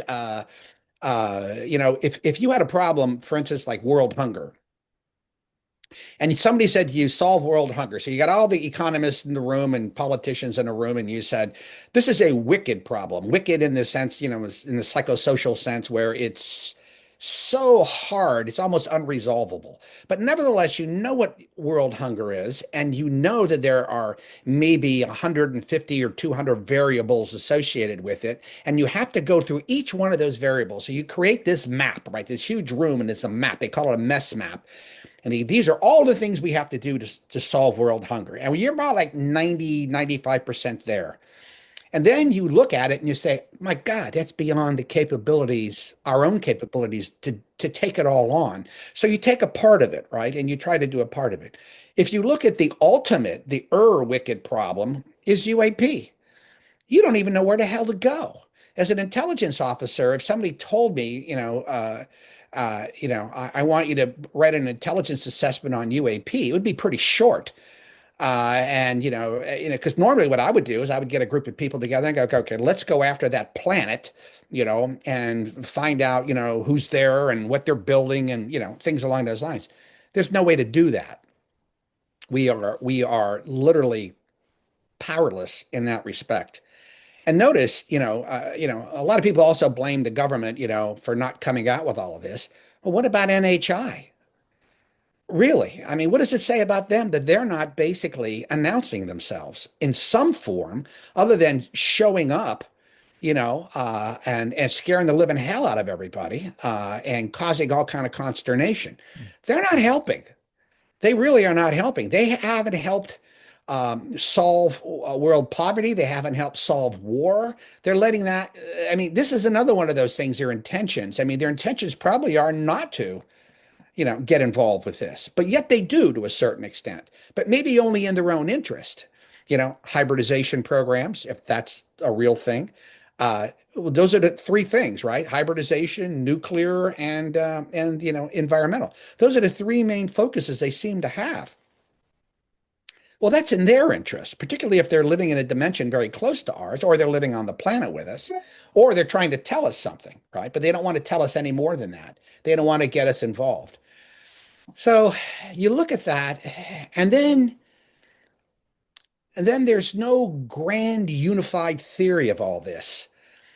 If you run into UAP, and let's say you run into NHI, you're going to find elements of clairvoyance. You're going to find elements of psi, right? You get all kinds of psychic phenomena that attach themselves to this. Well, how the hell does that fit in? Where does near-death experience fit into all this? I mean, there are so many different things that you would have to understand to get your arms around this. And yet we have no place to go to study it. It's unpredictable and unreliable as a subject. And it's not offering us anything.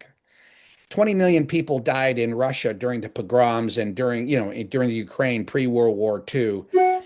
How many people died in World War II? I mean, the Soviets lost, 20 million, 6 million Jews dead. I mean, no one stepped in and said, whoa, stop this. Khmer Rouge wiped out 1 million people, of their own people. No one steps in. The NHI is nowhere to be found during this. So you look at them and you have to make the assessment that they're, for some reason or other, they don't really care all that much about this. They're not willing to give us some tools. Now, you can go back to the Epic of Gilgamesh, the oldest story known to man, and go back to Sumer, as Peter mentioned before, where the sky gods came down, Enlil and Enki, and they taught us agriculture. They taught us, civics and things along those lines. And then they created a great flood and then they disappeared, right? Okay, or are they NHI? I don't know. But that's what we're dealing with. We're dealing with myth. That's the best we have. And now we have Downcraft, and I'm sure we have the bodies, but they're not telling us anything. Except maybe they're bio robots. We sort of have an indication that maybe the Downcraft are alive. Okay. I don't know what else we can take from that. Well, is in the legacy program, you mentioned the hybridization thing. Is that something taken seriously within the legacy program? Everything has to be taken seriously. Let me tell you why. Uh, uh, in the intelligence community was formed, and I'm not going to speak about any one, but I'll use CIA because I know it better. CIA was formed not to prevent another Pearl Harbor. That's essentially what it is. So anything that happens, if you read the history of UAP, the unclassified history of UAP that CIA put out, they make it very, very clear. I think it was Bettel Smith or McCone. I can't remember which one. DCI, the Director of Central Intelligence, made it very, very clear. If there's a 1 in 10,000 chance that UAP is real or could pose a problem to us, we have an obligation to pay attention to it. So that's what they've done since 1947, and I'm sure they continue to do this today in some form or fashion. Every intelligence agency has a responsibility to do this. They cannot walk away from something like this. Like DIA can't walk away from it, like NORAD, NASA. When you see something like that, people say, oh, they put it under the rug to make sure. No, it goes someplace. Trust me. People are looking at this. They're trying to figure it out. The problem with it is how Putoff points out, is that it's so compartmentalized and so siloed that no one wants to talk to each other about it. And then there's a natural distrust between intelligence services themselves. CIA and the FBI got in a lot of trouble after 9/11 because they weren't sharing enough information. Well, they weren't sharing a lot of information because there was an institutional rivalry going on to a certain extent, and it was detrimental to both services. That, I think, has been fixed from what I understand. And before I left, we started to fix that, and I thought I think it's going very well right now. So there's more sharing going. That's why the DNI was formed. The Director of National Intelligence was formed. So they're sharing, make sure that sharing is going on. So I'm sure there's sharing on some levels on UAP, not only within the government ourselves, but with foreign governments. How much sharing is going on, I don't know, because intelligence agencies don't necessarily like to, and this includes the military too, do not like sharing certain things with other agencies. And I know this is the you're part of To the Stars. So in the fictional Sekret Machines books, there's this like transnational group that's overseeing this. They people in corporations, banks, business, some military people. I mean, is there a reality to that kind of thing? Peter? Thanks, boy. So every time Jim says Peter, that means yes. Okay. No. I just No. I want to make sure. No, well, Peter, I mean, he knows all this stuff. He's just not telling anybody, right? There you go. Oh boy, I'm gonna get a knock on my door now. Well, you're the guy who wrote the book on, you wrote the books on this, so you're the guy to answer this. So, well, we talked about it a bit in war. Obviously, every country's government is going to try to keep as much of this to themselves as possible.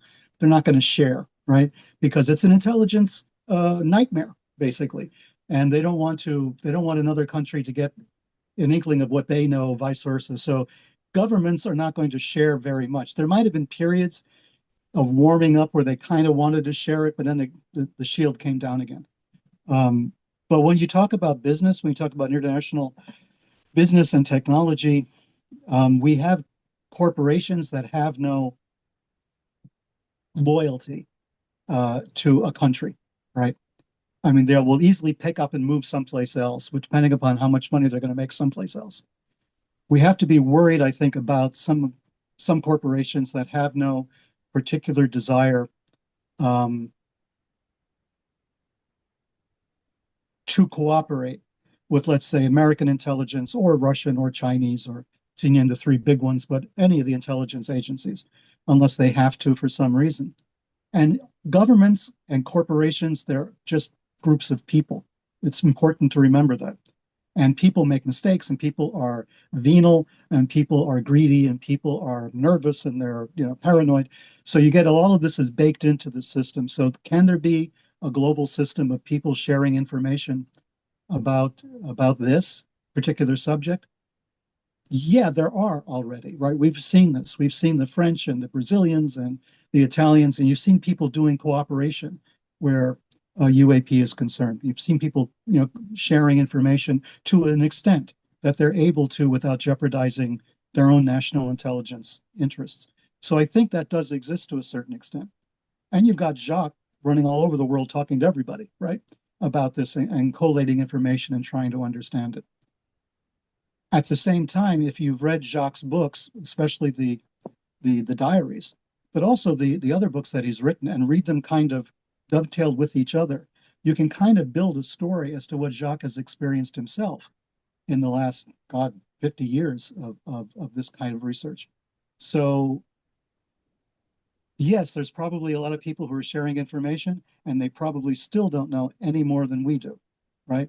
They may have little bits of information. They may have little, additional insight. They may have some of the classified stuff that Jim talks about, which may be classified in the US, but not as classified in some other country, right? The same phenomenon, the same situation of maybe a crashed vehicle or maybe a body, and it may not be as zealously guarded in another country as it is here. That's the other thing we have to worry about. And I think which the US must worry about, which must keep people up in the IC up at night, thinking, what if, Brazil has a crashed saucer and bodies, right? Will they be as zealous in keeping that under wraps as we are in this country? What if something leaks? What if somebody pays somebody off in some other country, right? What if somebody uses a blackmail of some kind, gets some of this information out?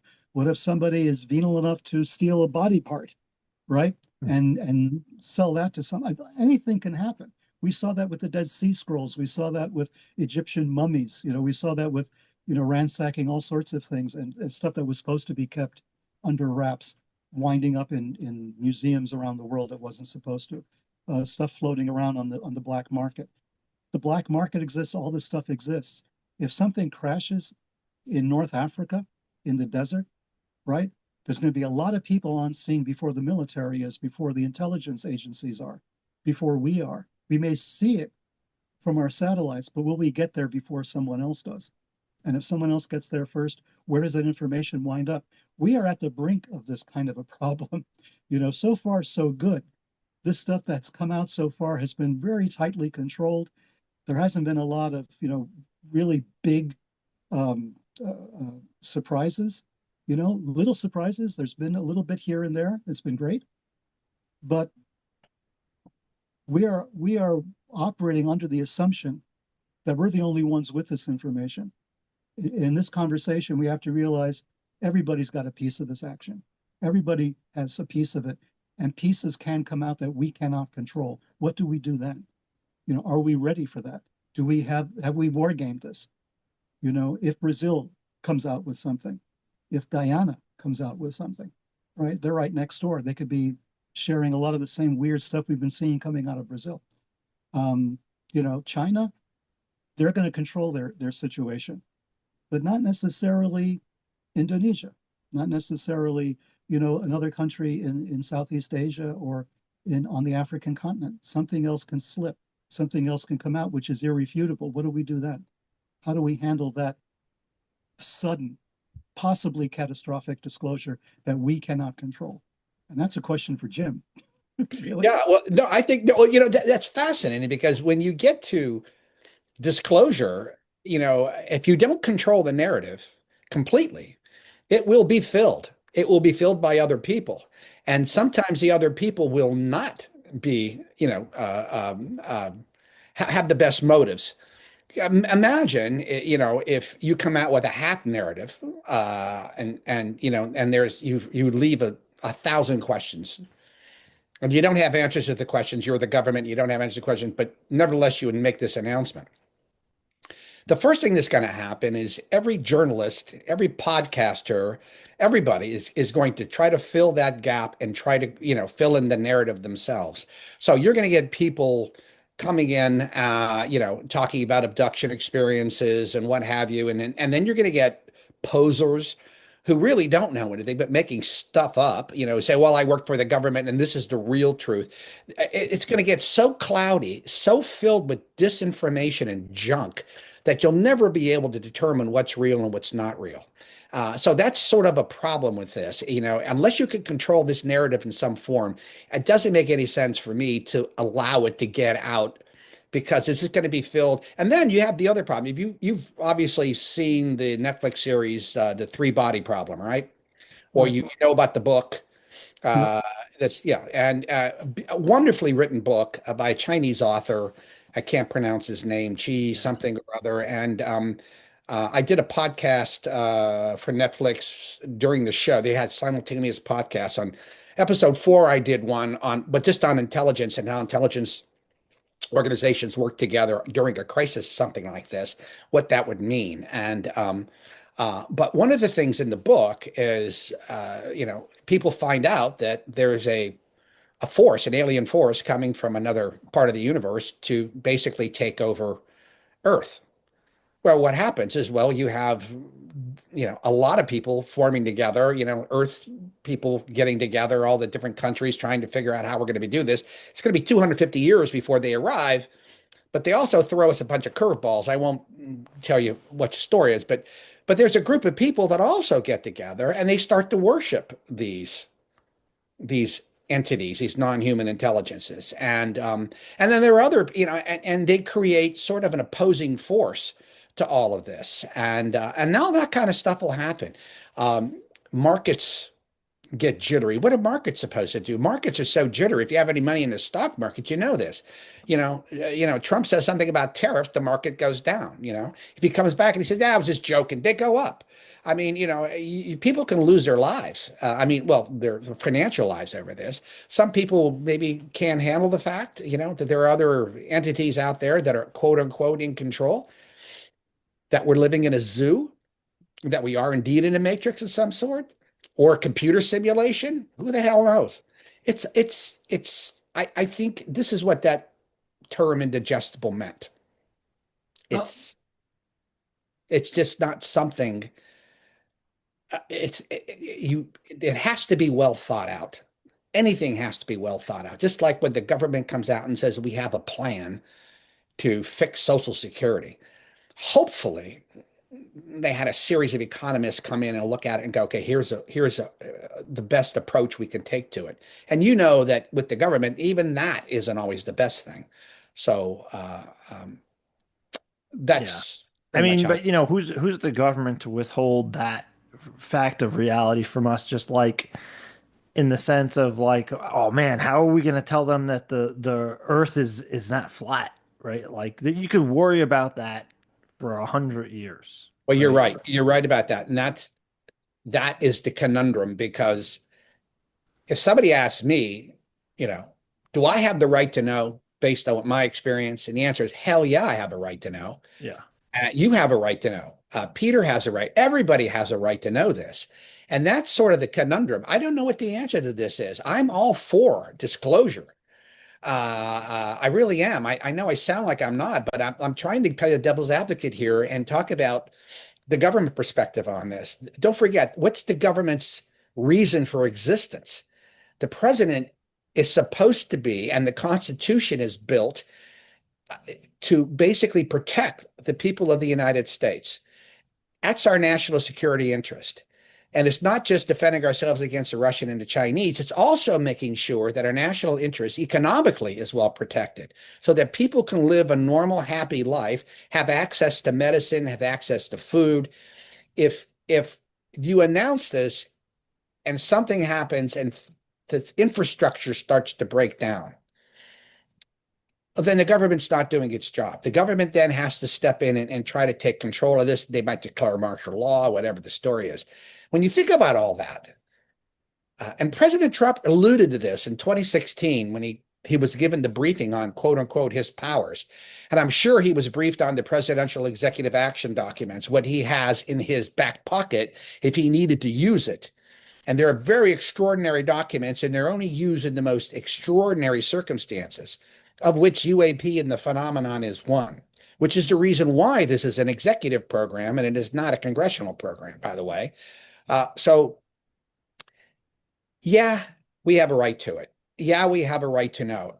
But to me, it's also patently obvious that something's going on. I mean, millions of people, are telling you this is happening. They see this. We have pictures of this. So everybody knows it's true. What the problem is, everybody wants to know what the government knows. That's what disclosure is all about. It's from the government. That's why we started To the Stars. We started To the Stars because I knew damn well, and Tom did too, and Peter and everybody else, and the government does what the government does. We can't knock on the government's door and say, let us know your answer. We have to figure this out ourselves. Because the government has its own reasons for not telling us, right or wrong. So this is why the Soul Foundation was created, why MUFON was created, why all these organizations were created, to find out on our own what was going on. Would we love the government to come out and help us? Yes, we would. But I don't think the government knows as much as we do. Yeah, I don't want to perpetuate rumors per se.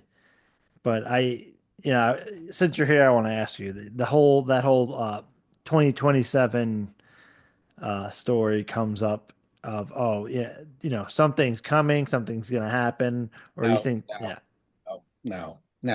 What that was, if I remember correctly, that was Lou saying in 2022, I would expect in 5 years we would have some kind of information coming out and what have you. And then some people took that to mean that Lou was saying in 2027. Well, no, there was also a correlation with Chris Bledsoe. No. It's all pure speculation on everybody's part. Sorry. Ain't gonna happen. Yeah. This is a kind of apocalyptic millennial kind of thing going on here. No. I don't agree. I mean, I just certainly don't agree. I mean, of course I'll have, mud all over my face if 2027 turns out to be this year, but I'm pretty confident, anyways. Yeah. But I'm pretty confident that's not the year. It could be this year, next year, the year after, 2028, nobody knows. Nobody knows this. That I don't put any stock in that at all. Yeah. Well, and Chris Bledsoe, by the way, is a very dear friend of mine. I love that guy. Yeah. No, it was just, and he is a very smart guy, and he also has, I think he's developed a lot of these second, sixth sense and stuff like that. He may indeed be correct. I just don't buy into that though. Yeah. It was something, there was a communication or something, and then it had to do with a astronomical alignment, and someone mapped out the alignment, and they said, oh, that's going to happen at this date. Yeah. One of those things. If I had $1 for every time, somebody did that, no, ain't going to happen. Yeah.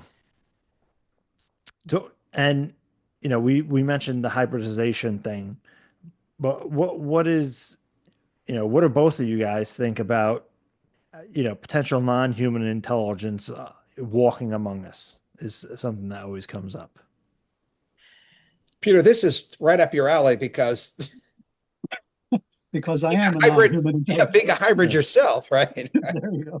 I shouldn't say that. There are people listening going, oh my God, Levenda's a hybrid. Get him. We knew it all along. Yeah. Well, this happened, speaking of Timothy Good, I mean, this is one of the things that he told me to do, right? He said, yeah, they are walking among us, and it's really easy to find out who they are. And I said, do tell, but this is after like half a bottle of scotch, right? So he says, all you have to do is go to a very busy place. Go to like an airport terminal is the best, right? Go to a busy airport and just sit somewhere quietly, peacefully, take a few deep breaths, and then just send out the signal, is anybody here? Is anybody picking this up, right? Are you there? And just open your eyes and see who looks at you and smiles. This is You're going to identify them that way. Now, this weird thing happened to me, as everybody knows who's heard me talk about. I had this thing happen to me in Rhode Island when I was living there, where this was just around the start of the first Gulf War, and had gone shopping. I was driving a car. I was driving back to the house. I parked in my driveway. I'm starting to unpack groceries, and I look up and I see there's a car across the street in this road. I mean, it's a rural area, so it's not like in the middle of a city, not even a town. It's pretty rural. It's scattered houses, and there's a long, big black, limo kind of car, an old black Cadillac, idling in front of my house, and there's a camera pointed at me, this wide angle lens. And I kind of freak out, like, what the hell is this, right? So I put down the groceries and I start walking towards the car because this is very unusual. And they just take off. And so I think I'm going to follow these guys, figure out what this is up to. I'm getting a little weirded. I don't know what this is about. I go to my car and another car pulls up, blocks me from leaving. And it's an old model station wagon with the wood paneling, that I hadn't seen in years. And it blocks me from getting out. Both doors open and two women come out, little short women, dressed in like old clothing. And they're asking me if so-and-so, if I know where so-and-so lives. The name is important. It comes up later, and I'm frustrated. I say, no, I don't have any idea. And they smile sweetly at me. They get back in the car. They pull out, but by that time it's too late for me to follow the black Cadillac. Again, no imagination, right? Not understanding that this car was part of that team stopping me from following the Cadillac. I should have followed that car. I should have had the presence of mind. Instead, I was just pissed off that they stopped me from doing this. And so now I lost my opportunity to follow them, to find out what this is all about. Years later, I'm living in Southeast Asia, and I'm changing planes in Singapore in Changi Airport, and I'm dragging my ass through the airport. And as I'm doing so, somebody touches me on my shoulder, which is unusual in and of itself. I turn around to see who it is. It's one of those women from the car, and she kind of waves at me. I'm staring at her like, what the hell? And I recognized who she was, and I said, and I start following her to see what this is all about. And naturally, she disappears in the crowd, and I can't find her. So, are these non-human intelligences? Right? Was this some weird, was this one of Jim's people? Was it the feds in some way? Was this kind of an intelligence? And I'm thinking, and I talked about this with someone, and they said it's impossible. It's 2 cars, 4 people. They're not going to waste those resources on you. I mean, what did they think, right? And I said, yeah, it doesn't make sense. Plus, the cars were old. It was all the Men in Black scenario. It was like perfect, except I hadn't seen a UFO, right? There was no connection. And so I wondered always if that was some kind of non-human intelligence. And if so, they had bodies, they were driving cars, and they spoke English. Yeah. And they asked me for the name they asked me was De Vilbus. De Vilbus is a bizarre name, but it rang a bell. And I looked up, I went through all the sources. There's no De Vilbus anywhere in Rhode Island at the time. So they were asking me for a name of somebody who didn't live in Rhode Island at all. But it triggered a memory. I said, my God, I know the name. It's a company in Ohio that I had sent a proposal to because I was in the business of equipment manufacture at the time. And, I was trying to see if they were interested in the business. So they picked this name out of my head, right? Just this weirdest name they could think of, I guess. Let's pick De Vilbus. Do you know where De Vilbus is? And that was the key. This whole thing was some kind of weird hoax. But a hoax by whom? What was this, right? To this day, I can't digest it. It's indigestible for me. That was plus the whole Singapore thing. On its own, it was weird enough, but in Singapore to reinforce it and to say, see ya, that was weird. So when you ask me about non-human intelligence as among us, First Timothy Good tells me, try this. And I have these experiences before I met Timothy Good. And so, and it worked. It worked in an airport. I tried it in an airport. I sat down, I remembered what he said to do, and I had been traveling a lot in those days. And I sat down and I tried it. And somebody was walking past, and they turned. They were going towards a bar, I think, on the other side. They turned and looked at me and smiled, directly at me, like in response, and then they walked away. And I said, Timothy, you were onto something. So try it, guys. Answer your own question. What's interesting about his story is the initial part of it is a classic surveillance move. I mean, it's you when you're surveilling somebody, you always have the rabbit, right? The person you're surveilling, like Peter in this particular case, and then you have your lead card. Now, generally speaking, when you're surveilling, you don't ever want to be seen, but clearly they wanted to be seen, and then they wanted to be seen in a certain way. Cadillac, big camera, it's threatening. All right. That's what he was threatened. I mean, it's essentially what it was. Somebody's taking your picture, you're threatened, particularly in a big old black Cadillac. He confronts the threat, car takes off, and what happens? Two little old ladies pull up in a nondescript, quote unquote, car, station wagon, get out of the car and defuse the situation or confuse him. And then, but what's really odd about this is Singapore. Oh, yeah. And De Vilbus. Those are elements that are almost impossible to explain. I remember what Jacques in one of his books was talking about the Melchizedek incident where he was in San Francisco and I don't know, or someplace overseas, and he was thinking about Melchizedek, right? And he gets in a cab. Here's the guy's name is Melchizedek, right? These are synchronicities that happen to you, and that we talked earlier. When you get involved in stuff like this, you become more prone to this. But why were they bothering Peter? Unless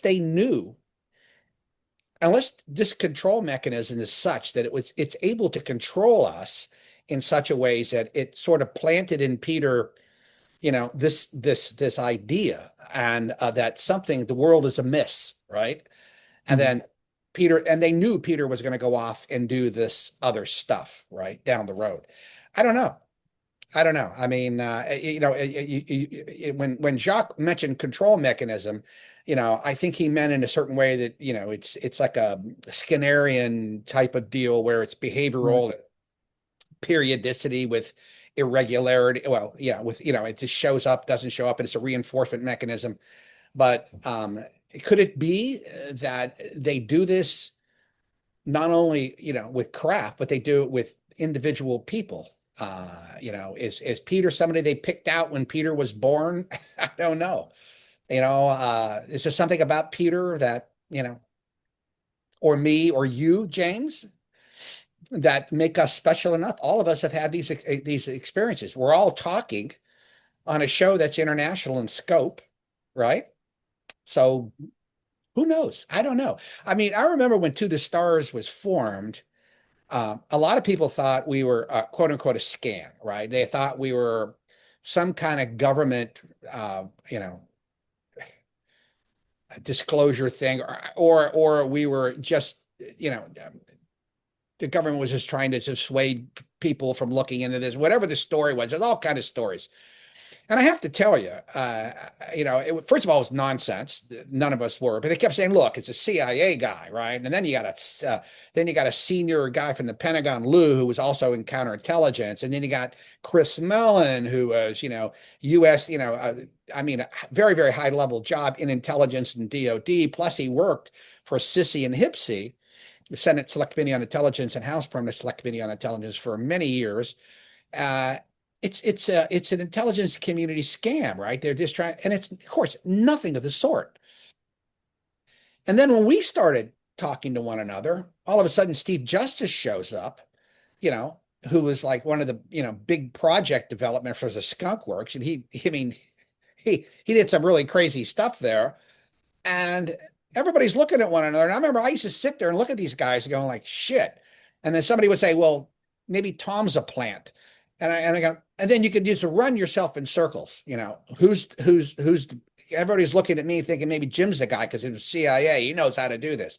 But actually, none of it is true. And the truth is that we were all interested people who happened to get together, and we distrusted one another. And there was no There was nothing more than what we said it is. And it's what it is today. It's all it is what we said it is. Nothing more than that. I'm not a shill for the government. I don't work for the government. Neither does Lou anymore. Obviously, Chris, everybody else, we do our own thing.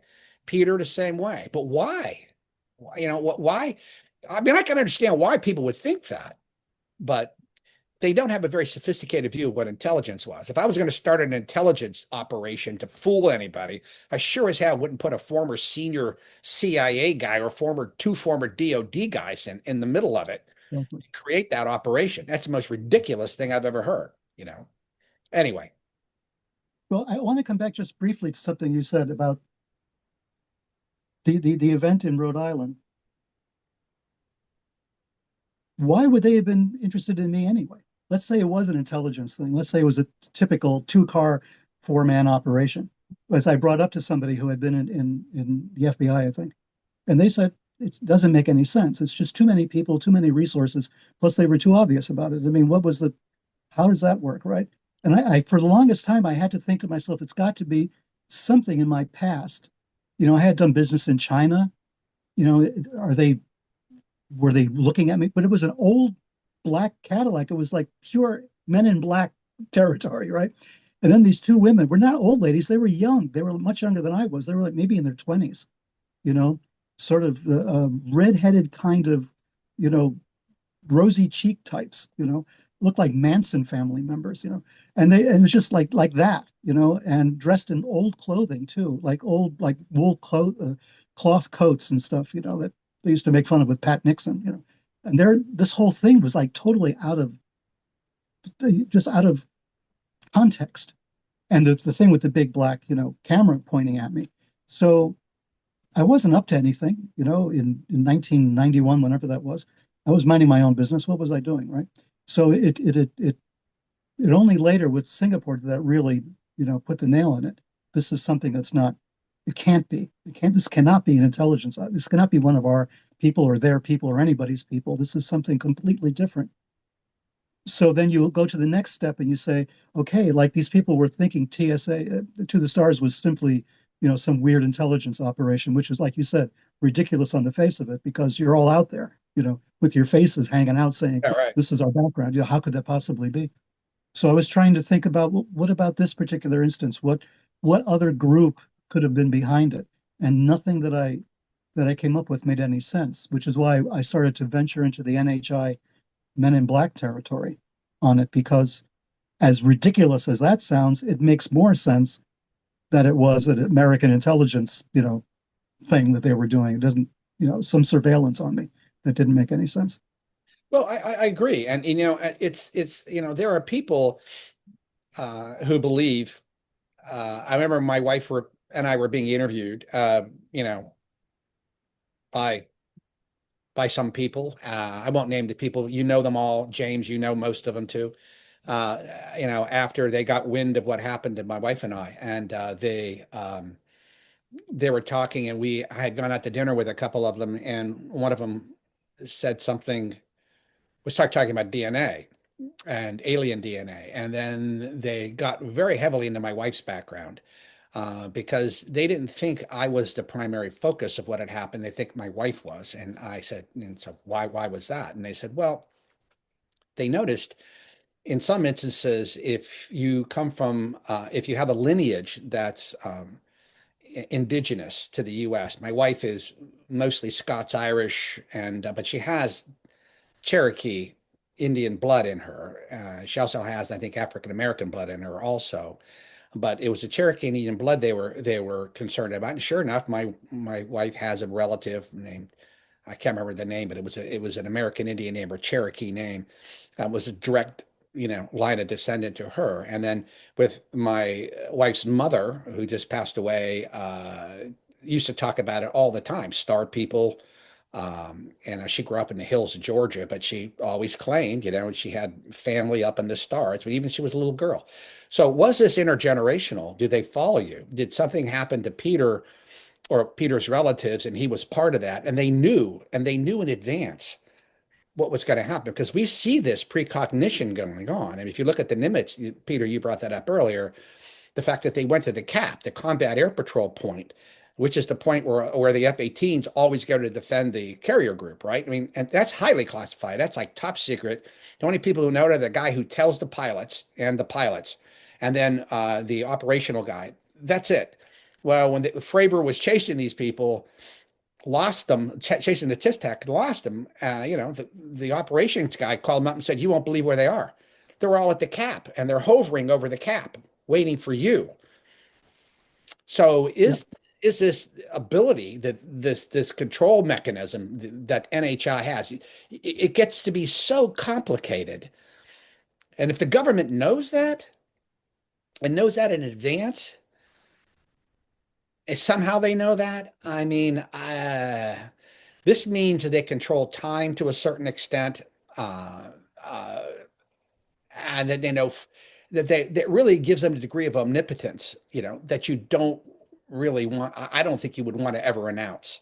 It would be like announcing that the angels and the devils, they're real, and they're gonna come down and basically run the planet for us, and we're just gonna be, whatever they want us to be, their little zoo, for all intents and purposes.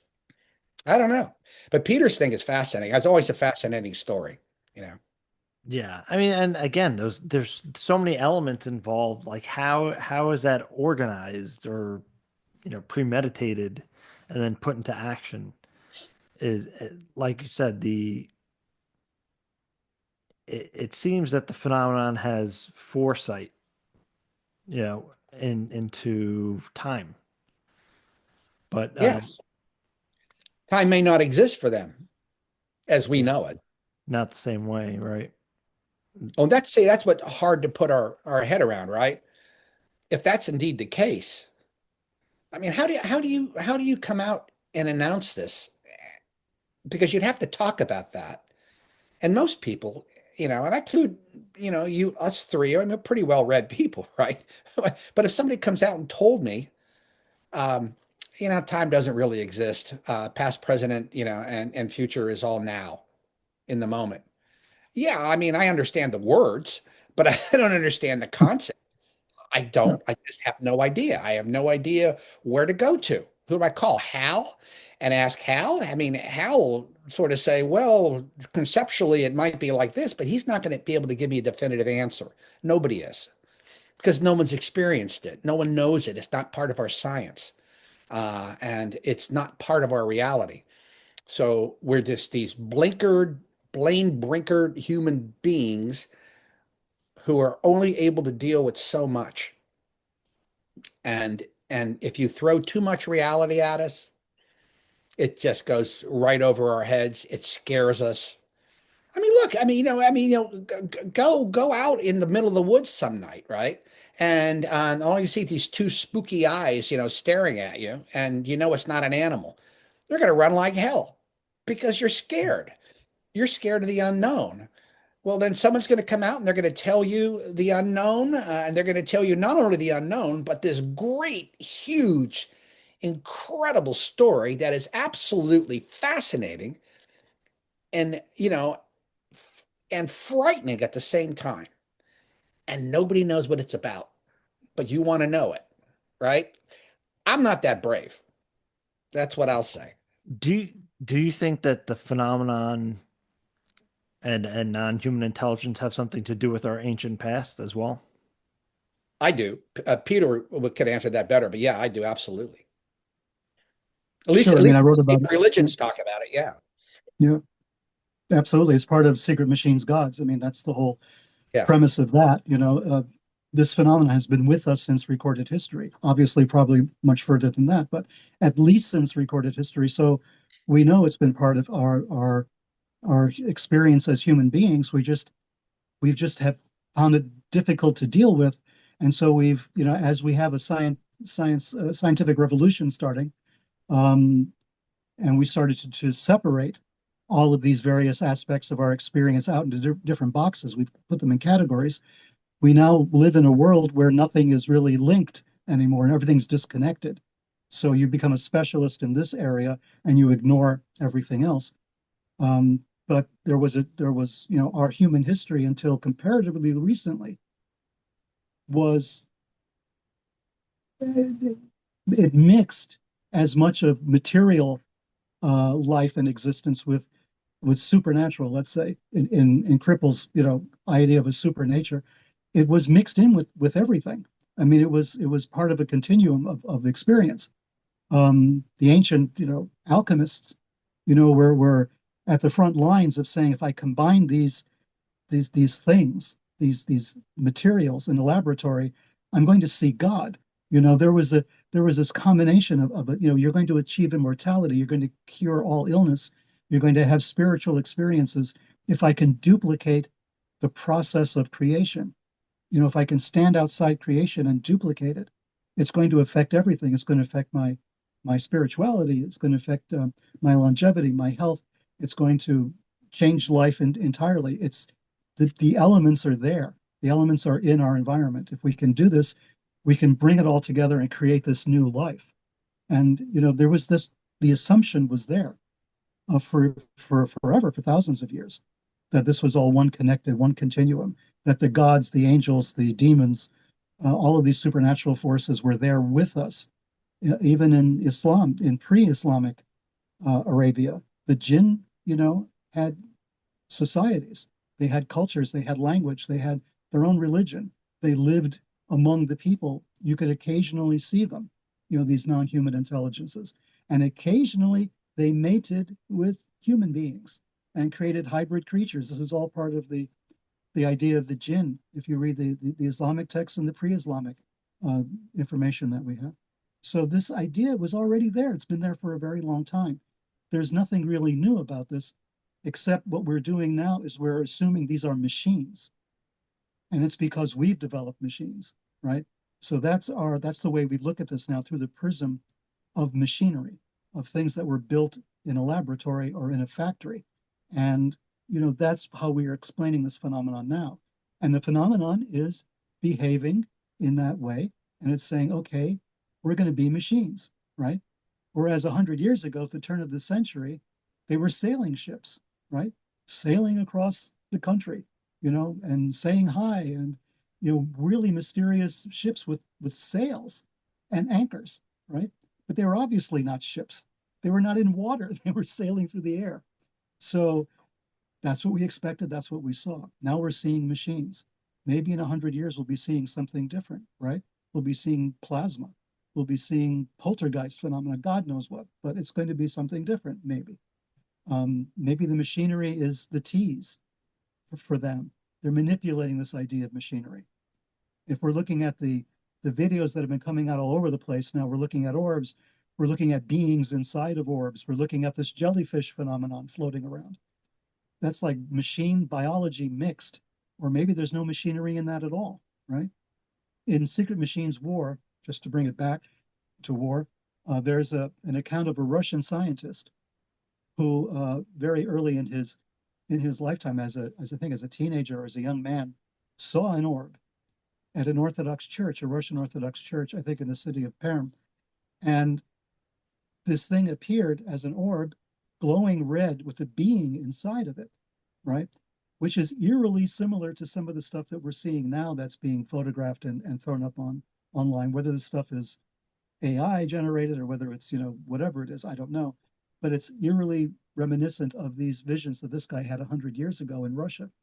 He saw this and it inspired him later to get very involved in space science and in physics. And he became a well-known Russian scientist. So, but he had this experience in a church and didn't know what to make of it. And it was this thing that was floating in front of him. And he felt terrified and enthralled at the same time by witnessing this. So we don't know, what the hell we're looking at. We're looking at machines, and now we're going on the assumption that these are machines, and we have crashed machines, and we're sort of happy with the fact that there are crashed vehicles. But everything that I've heard, and God knows 90% of it is probably nonsense, is that there are no control systems inside these machines, right? They're like machines to satisfy us that they are machines, but there's no control systems. And people who've been abducted, like Whitley Strieber and people who have been contactees that way, talk about the craft. But the inside of the craft is missing a lot of stuff that we would take for granted, if this really was a machine. And I point that out in the Sekret Machines trilogy in various places. Why do we not see, certain things that we would take for granted? Why is there no waste disposal system, right? There's not even a single wastebasket anywhere on this craft. There's no place to throw anything away. We can't, it's just smooth surfaces everywhere you look. There might be music playing or something. There might be some weird sounds, but nobody's talking. The beings are not actually speaking. They're communicating, but they're not speaking. Well, if they can communicate without speaking, can they make us see things that are not there the same way? If they can control what we have going on in our brains that way, if they can have voices inside of our heads, if they can communicate that way, maybe they're making us see things that are not there, hear things that are not there, So this is the problem that Jim and I have been talking about. You start asking these questions and you're back to square one. We don't know what to do with it. We don't have a system for testing this information. We don't have a system for communicating with these beings unless we're communicating within a completely mystical, religious occult environment, which seems to be built for that, which seems to be designed for that, which the spiritual technicians, let's call them that way from, my religious studies background, spiritual technology. Maybe it was designed specifically for this type of an experience. The people have been trained to train their brains, to train their minds, to train the bodies to a certain extent, to be able to accommodate this experience and to learn from it. And it's just a very rare handful of people that, go and try to do this, especially now. There's a lot of nonsense in the world about these kinds of technologies, let's say. But there were very real, very, graduated systems, methods for attaining this type of intelligence. And there was always a kind of, like in the Masonic ceremony in the third degree, you're dead and reborn. And this kind of death and rebirth thing is part of it. It's to kind of make you comfortable with the idea that there is something other than this life, that you can pass through it and experience something different. And in order to experience this contact, you have to go through this kind of a process. So maybe that's a way up, a way of looking at it. But there's a lot of people, especially in Congress, who are saying, no, it's from the devil. UFOs are from the devil. It's demonic. They're demons. And read your Bible and stay away from that. So we have that tension as well in our government. So I'm blabbering again, going on, but I'm trying to get to that point of saying that there are systems in place that seem to have worked for other people, that maybe they would work for us, but it would be probably a little dangerous, for individuals to try this. And they would have to really sign up for a program of gradually getting there and not just, jumping full with all 4 feet into something like this, which would be dangerous, obviously. And then we get back to Jim's point. Well, these things are happening to people without they're even trying. Maybe that's the reason that you and I are here talking, Jim. Maybe No, that's the reason we're talking is because James basically forced this idea on us, right, to get together. Yeah, James is the reason. James. That's James. Well, yeah. But and what Peter is saying is absolutely right in my opinion. When in the end, if you just step back, and you assess the situation, particularly if, say, you were in government and you were in charge of the legacy program, and somebody said, "Well, what do we do? We let this thing out," and then you say, "Well, where are the American people on this?" And I say, "Well, Congress is bitching and moaning. They want to know more." But where are the American people? Because that's how things get done, right? People push this stuff. So if you probably asked most American people, on a scale of 1 to 20 or 1 to 25, list the most important things in your life, or the most important things to you. It's going to be the economy. It's going to be this, that, and I doubt very much where the UAP would rank in the top 25. I really doubt it. Most people don't think about it. I mean, I can't tell you how many people, we live in this little world, honest to God, we live in this little world. But most of the people, most of my friends where I live, they could care less. Well, some of them do. They like the idea, but it's not a big deal in their lives. They're fascinated by it, but only for like an hour, and then their eyes glaze over and they go someplace else. And a lot of people just don't want to deal with it. It's just too much. If you start talking to them and you're getting in depth, so you have this sad situation because it is sad. People like you, me, Peter, and thousands of other people have had these experiences. And what we're not getting is the validation we should be getting. And somebody coming out and saying, yeah, what you experienced was probably real. But if there was a way to say that, the government can say that without getting into too much more trouble. I was hoping Arrow would come out, but that was, and the guy who's running it now is a great guy. He's really a nice guy. He's just has a really tough job. If there was a way to come out and say, look, and they've already done this actually, that look, the UAP are clearly real and we can't explain all of them. Okay. That's about as best as you're going to get from the government, right? So we rely on people like you who basically take it not only a step further, many steps further, and by interviewing and talking to people and getting this out there and making people become accustomed to it. And you take this tradition of disbelief, which we have, and turn it into a tradition of belief. And, we had 80 years of disbelief. And now we're just, I think, merging into this era now through people like you and Chris and Chris Mellon and Lou Elizondo and Dave and, other ones, Tom, moving this forward into a tradition of belief that we actually are going to believe, that we're going to go back and recapture what we lost from what Peter was talking about from the old days where religion was and politics and the economy were all one thing. They were just a natural part of your life. Now, I'm not a big fan of religion being a natural part of my life, but this concept of the other being a part of my life, I'm perfectly happy with. I just don't necessarily want to know exactly what it is unless I know I'm going to feel comfortable with it. Come You know what on, I'm you saying? you want to know what it is no matter what. I don't know. No, I don't know. I mean, let me tell you, when I was spoken to, so to speak, I always mention this, that I was at the agency. I was a contractor at the time though, and I had two people come in and brief me, 7 hours. And it wasn't on a UAP program per se, but it was on some highly classified stuff associated with it, and scared the living hell out of me. And because they told me things that I had read about it, and I sort of knew, and I thought were maybe, well, maybe yes, maybe no, but they said, no, that's actually real. And by the way, we've done experiments with this, classified experiments with this, run by this, place and that place and another place, and this is what we found out. And then when you ingest that and you go, holy cow, I was not myself for about 3 months. My wife's a clinical psychologist, and she will tell you had the 1,000-mile stare, the pale lips. I mean, I was not in a good way.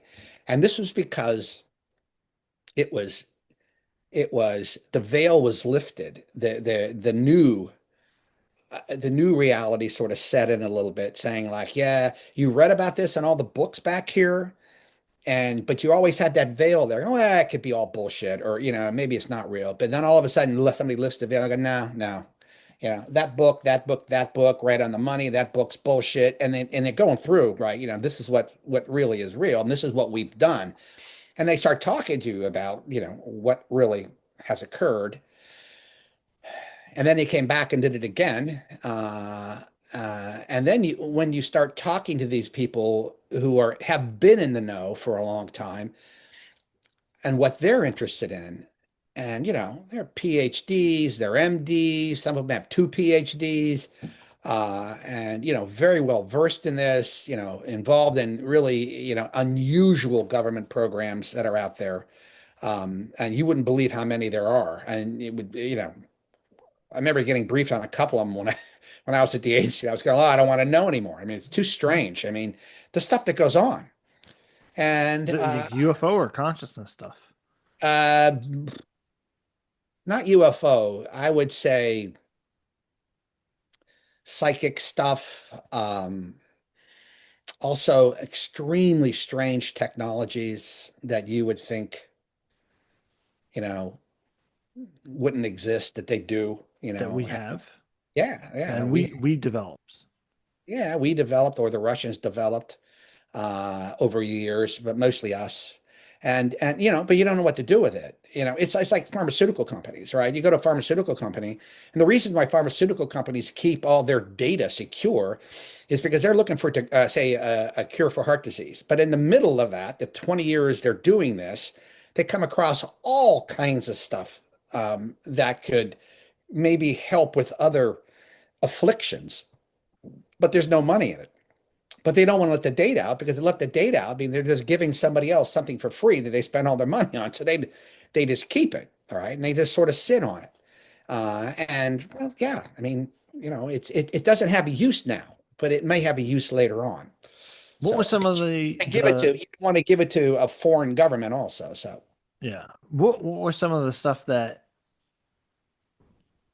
when they had to talk with you that came off, or that's real? well, one of the things was, one of them told me, they were talking about my experience, and because I was very concerned, and I was explaining to them, I know the difference between liminal states and lucid dreaming and hypnagogic states and stuff. I said, this wasn't it. This was as real as me talking to you, right? And I said, so where does this place me? Is there, did I have a brain spasm or something? And then they said they had me describe the beings that showed up. So I did. I roughed out a little sketch, but I explained to him. And one of the guys said, "Oh, I know exactly who they are." And I said, "Really?" He said, "Yeah, they're called, they're called by Bendy. They've only showed up 3 times. Once in Mauritius, once in Spain, and once in your house." Yeah. The fuck would he know that?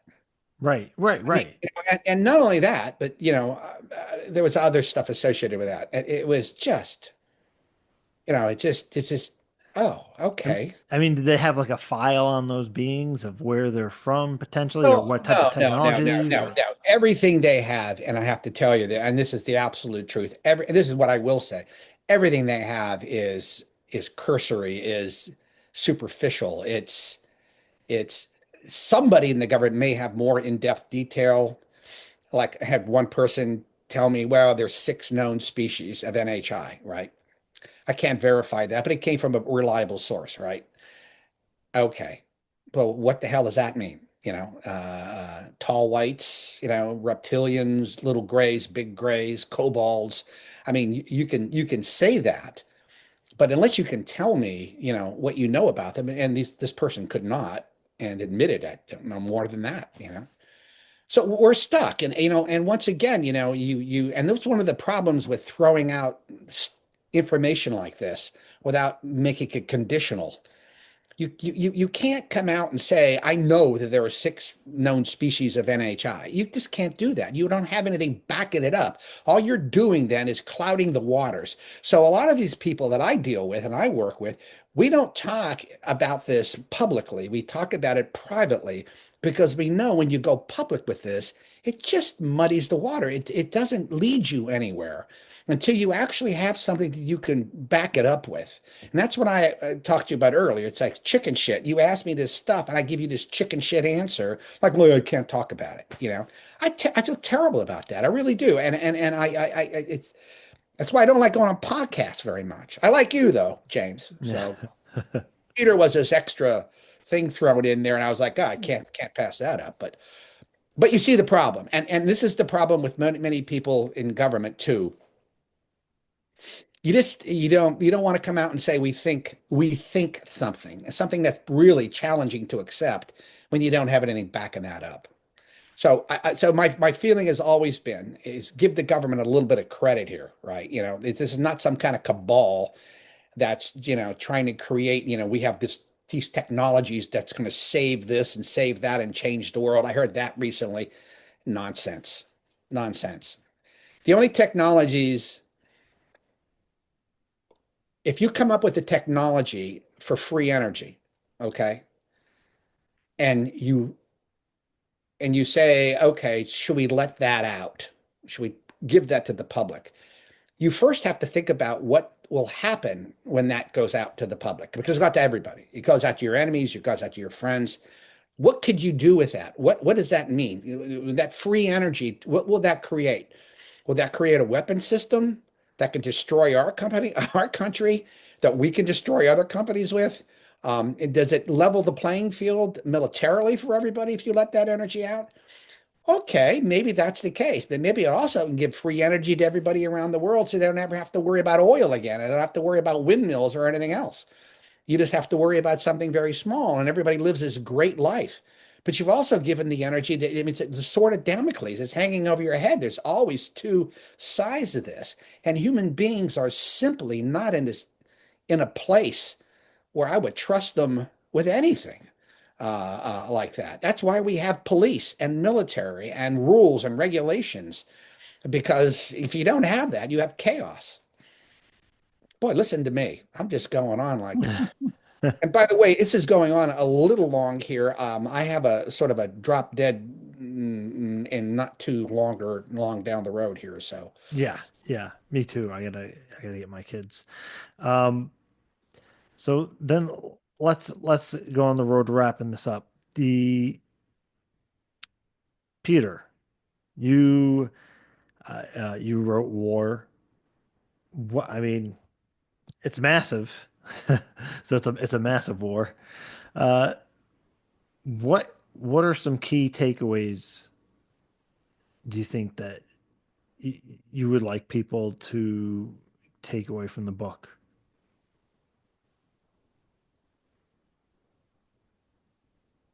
I think we did a pretty good job in trying to explain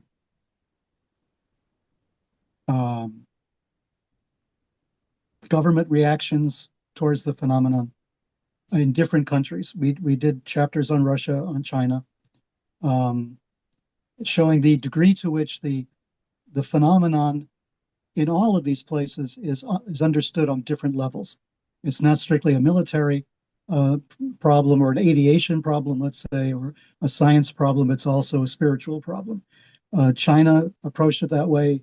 Russia approached it that way. I mean, the man who jump-started the Chinese rocket, rocket science in China was originally one of a scientist working with us at the Jet Propulsion Lab, right? And because of the McCarthy era, they accused him of being a Chinese spy and everything else. He was under house arrest. He couldn't do any work. Eventually, they let him go, but then he said, screw you, I'm out of here. He went to China and basically created single-handedly, the Chinese rocket industry. And very famous guy, but in the back of all of that, he was fascinated with spirituality. And he decided to make a study of Chinese spirituality and made big contributions to, trying to understand ESP, psychokinesis, and all of this using Chinese systems of, qi regulation and all of that, and applied that to his work. I mean, in general, to him, science and spirituality was a continuum. So there was that. There was the Russians who, at one point, decided they could communicate with the phenomenon. At one particular Russian military base, they realized that every time there was a big motion, a movement of heavy equipment, of tanks and half-tracks and that sort of thing, the phenomenon would kind of show up to see what was going on. So they deliberately started doing that. And when the phenomenon would show up, they would kind of signal to it using their hands. They would raise their hands this way, and the phenomenon would kind of line up. Then they would do that, and the phenomenon would move to the side. And they realized they were having a rudimentary communication with the phenomenon. That was released at that little honeymoon period between the fall of the Soviet Union and the Putin regime. So you had this little area where KGB files were being released, military files were being released, generals were starting to talk about the phenomenon. And you realize that they were doing this. We were at war with each other on one level. And at the same time, we were all looking at the phenomenon kind of the same way, looking at to see how we could communicate with it. Is it spiritual? Is it consciousness as well as nuts and bolts? Or, is it nuts and bolts at all? All of this was going on. So I think war kind of makes that point that we're all in the same boat when it comes to the phenomenon. But also it asks a lot of questions, about ideas like invasion. Is there such a thing as an alien invasion? To the Stars have been criticized by saying that we're propping up the alien invasion theory, that the aliens are a threat. And that's not what the purpose is. That's not what we're trying to do.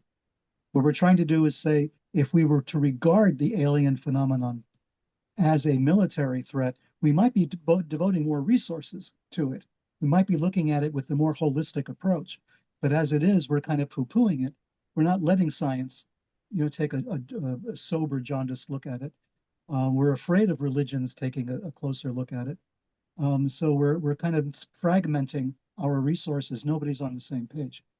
So war is trying to make the case that, there is a way for us all to cooperate on this, to look at this phenomenon in a more positive way, at the same time realizing that our mode of looking at this phenomenon is outdated. We can't keep looking at it as it's strictly a military problem or an intelligence problem or even a science problem. We have to sort of look at it in a more holistic way. Everybody has a piece of this puzzle. And by everybody, not just in the US, but around the world, everybody's got a piece. Everybody has their own piece. And if they all brought all the pieces together, we might be able to put this puzzle together in such a way that we get the beginnings of an outline of how to approach it or how to understand it. And I think Ward talks about that, talks about the contributions that we all can make based on our history.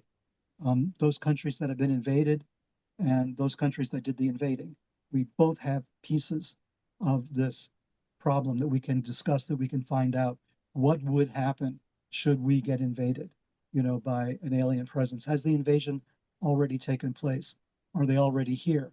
Are they already manipulating the situation? Do they know what's happening in our world? Are they manipulating it as we've been discussing? Is this deliberate? Is this accidental? So Ward kind of makes those points, but it goes really into a lot of the strangeness that accompanied the military and intelligence investigation of the phenomenon. We talk about, Guy Bannister and Maury Island and the Fred Krisman, situation. We talk about Morris Jessup. We talk about some of the lives that were lost, quite frankly, because they were ridiculed for studying the phenomenon, like James McDonald, the famous scientist who testified in front of Congress that this was real and was basically laughed out of the building because he dared to suggest this. There's a chapter called Collateral Damage where we talk about all of this. And, Richard Doty, Paul Benowitz, that gets brought up as well. I mean, what's going on with these guys? Why was it okay for, Air Force intelligence, for a FOSI to go and target somebody like Paul Benowitz, So is this where we're at? Is this okay? Is this permissible? So we ask these questions as well. There should be, a way to look at our military and intelligence and make them responsible for some of this. And at the same time, we're responsible for having a more open mind where this phenomenon is concerned. So we're not divided, we're not splintered, because it's going to be easier. If there ever is an alien invasion, I would want to pick the planet the way it is right now. Everybody at each other's throats, right? Wars for ridiculous things, wars that make no sense, genocides occurring everywhere. What a perfect time for an alien to invade.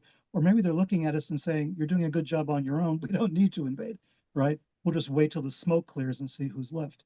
So it's asked questions like that. They're tough questions.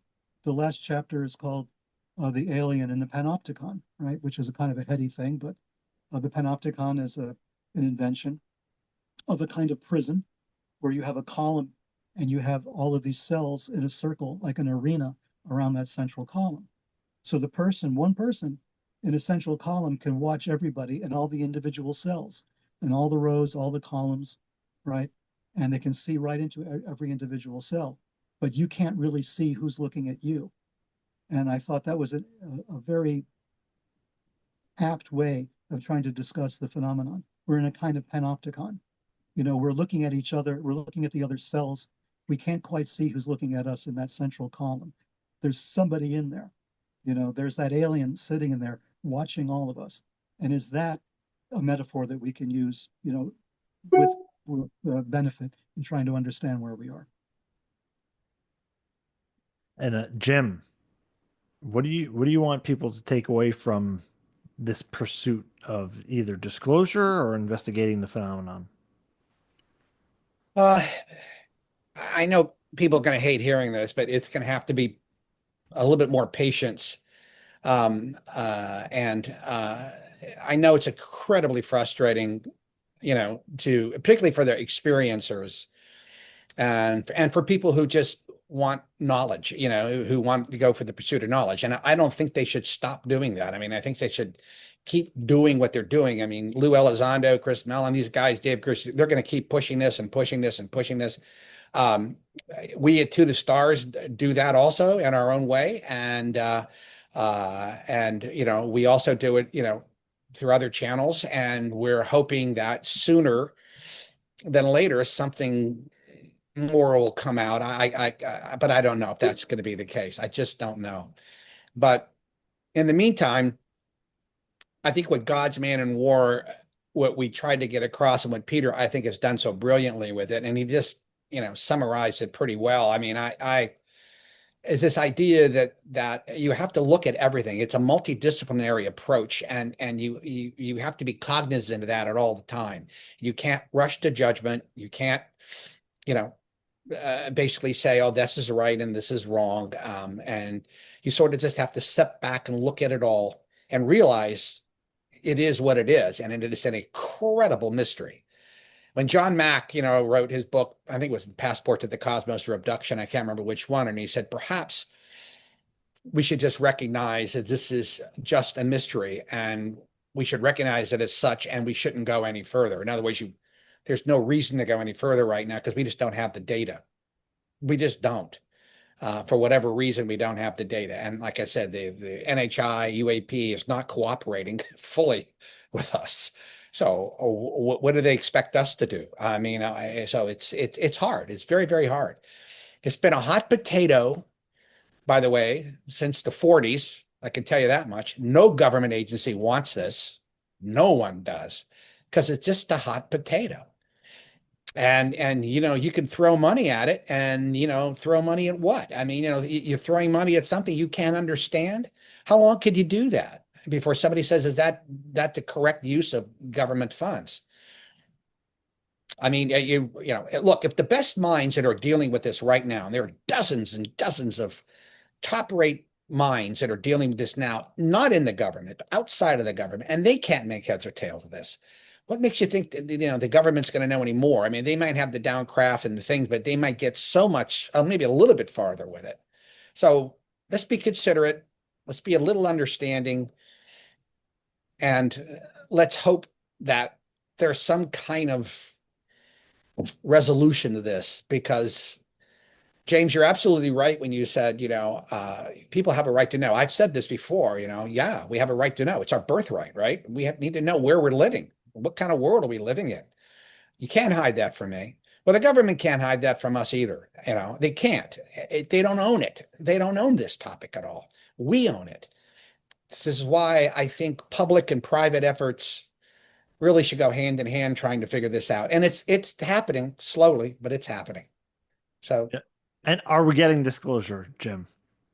I don't think anytime soon. And if we do get it, I hope the hell they know what they're doing when they announce it. I hope they know what to announce. Because seriously, I ask everybody out there who's listening to this, think about it. People always say, oh, the American people can handle it. But you're not dealing with just the American people. You're dealing with the world, right? Can the world population handle it? And what do you mean by handle it? What does that really entail?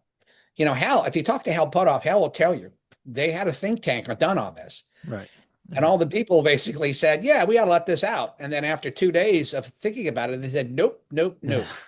And I just spoke to Hal the other day, and we both agreed again, not quite able to figure out how to do this. It probably shouldn't happen until we were able to do it in a way where there's some education first, and gradually let this thing out. So maybe that's what they're planning on. I don't know.